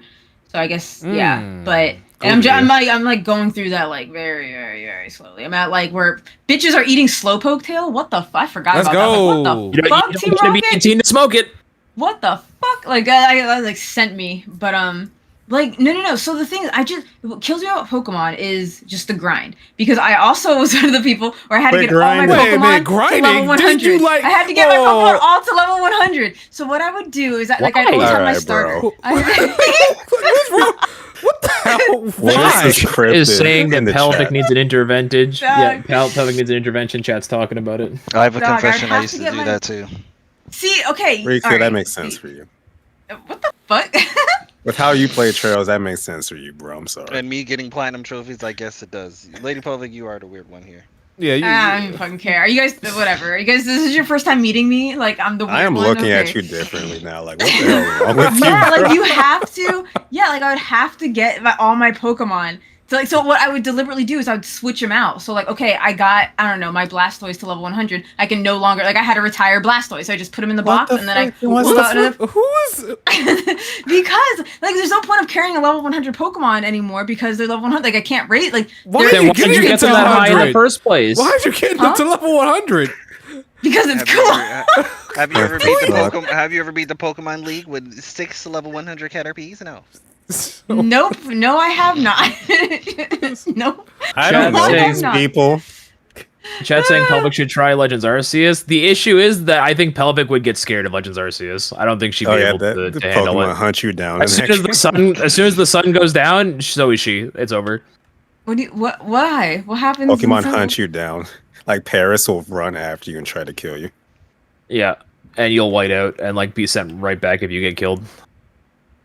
Anyway, Paris? Good times. Like Yes, the like the the little mushroom, Paris. the Yeah. little mushroom, Hey It man, will hunt you down with red glowing eyes in the dark. TikTok, time to die. and Listen, it kills you, little Paris, like Parasect. Yeah, I mean, you say it Like kills that- you. Look at those fucking pincers. That thing is Dog. also huge. honestly, What? No, it's small. What are you talking? What the fuck? Oh, find me a fucking video. What are you guys on about now? Lord. Like, There's I edits of remember like these Paris hunting you motherfuckers- down with the Guardian but- theme from Breath of the Wild. Shit's Oh, I have hilarious. Pokemon Arceus. What did you say, Parrot? I just learned today that pelvic might be on the spectrum. That's all I learned today. Dog. It's let me see. Okay, it says when did Paris get so aggressive? Let me just Oh no. I'm thinking of Parasect. I'm thinking. No, of no, no. Parasect. It's a Parasect, yeah. No, are you okay? Parasect is the big one, one. right? We're talking Yeah, about it's the the big baby one though. Yeah, I Yeah, the thought you were baby talking about the one? baby Okay. one. Yeah, we Yeah. are. Talking about the baby one. Who's scared of that? What the hell? That's what I'm saying. You're talking about the baby one. So exactly, why are the fuck you guys scared of that? Like, No, fucking- you would be scared of that. No, I feel like I'm you watching a would video be. right now. I'm being fine. You guys are. No way. I don't know. You're the one that got scared of Danganronpa, bro. I'm just saying. Yeah, that is okay. kinda That well, crazy. first of all, you need to specify which Danganronpa. Okay, if that was a Do just we? like Danganronpa. yes, so it was the one where the teddy bears like come after you, like Like it's Paris. not like the. Interesting. Jeez. Danganronpa. That's something I always wanted to get into, but I can't. Danganronpa is so good. Oh my god, so good. Isn't Junko Well, good? we didn't talk about in fact, some, in fact, I remakes, hate too. playing the games. I hate playing the games, but I like the story a lot. Let me back up. Them remaking Danganronpa 2 is very interesting. I actually want to check Because that it's the out. best one. It's the best one. Yo, I will watch you play that game. I will watch you if you stream that shit. Because they like made a new mode where like the victims and cultists Yes. change. Like, oh, that's interesting. Oh, okay. I actually like- like that. I feel like I didn't play Danganronpa, but I know all the plot twists. I don't know how that worked. Huh? I don't know any of it, so I think I'm still good. Okay. You do or don't know any of the plot No, twists? I think I do. I know everything. He does, I know. I didn't play any of them. Oh, I love I it. do go out of What are my you way guys to avoid it. talking about? Like I'm swear to God, y'all need to find me a video of how scary Parasect. You could just play Paris, the whatever game. fuck- Good, just I'm play. not Yeah, playing the That fucking too. game. There you go. What if you were gifted the game, Pelvic? Would you play it? You guys just tell me why Paris is so fucking scary. Like I just Fuck around like and it find doesn't out. look scary. All it does, it doesn't do anything. I don't understand. It just like roars at you, but you could step on it. I don't get it. I mean, I wouldn't recommend stepping on it in I mean, I Arceus, wouldn't. but I wouldn't you go step ahead. on it either. What if it's into that? Lord. I would Yo, what? not step on it. That would only further increase my desire not to step on it. Oh God. Okay.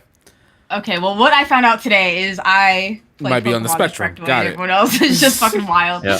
That's crazy. Where did that you Shadow guys get don't. cross zone gameplay? Hey man, it's a goated game. I love it so much. Yeah, It is. why do you have this? I don't know. I just do. I need to talk about this game. I really Times enjoyed it. 500. All right, guys. It's related to this another All game right. called Super Robot Wars. I would say it's Oh technically my part god! of End the Star Wars timeline. podcast, Shadow. End the podcast. Yeah, let me start. Yeah, let me end this here. All right, guys. That's all that we got for the podcast today. This episode. We'll be back in another 2 weeks to talk about Pokemon more in depth, and we'll get to these outros. Go ahead, Riku. Riku's on one, the only one. Thank you everyone for showing up. I apologize on Shadow's behalf for the long hiatus, but hopefully it just doesn't happen again. It will not happen again. Not at least for the rest of the year. Go ahead, Bao. Thank you guys for coming out to another podcast, despite how long we've been away.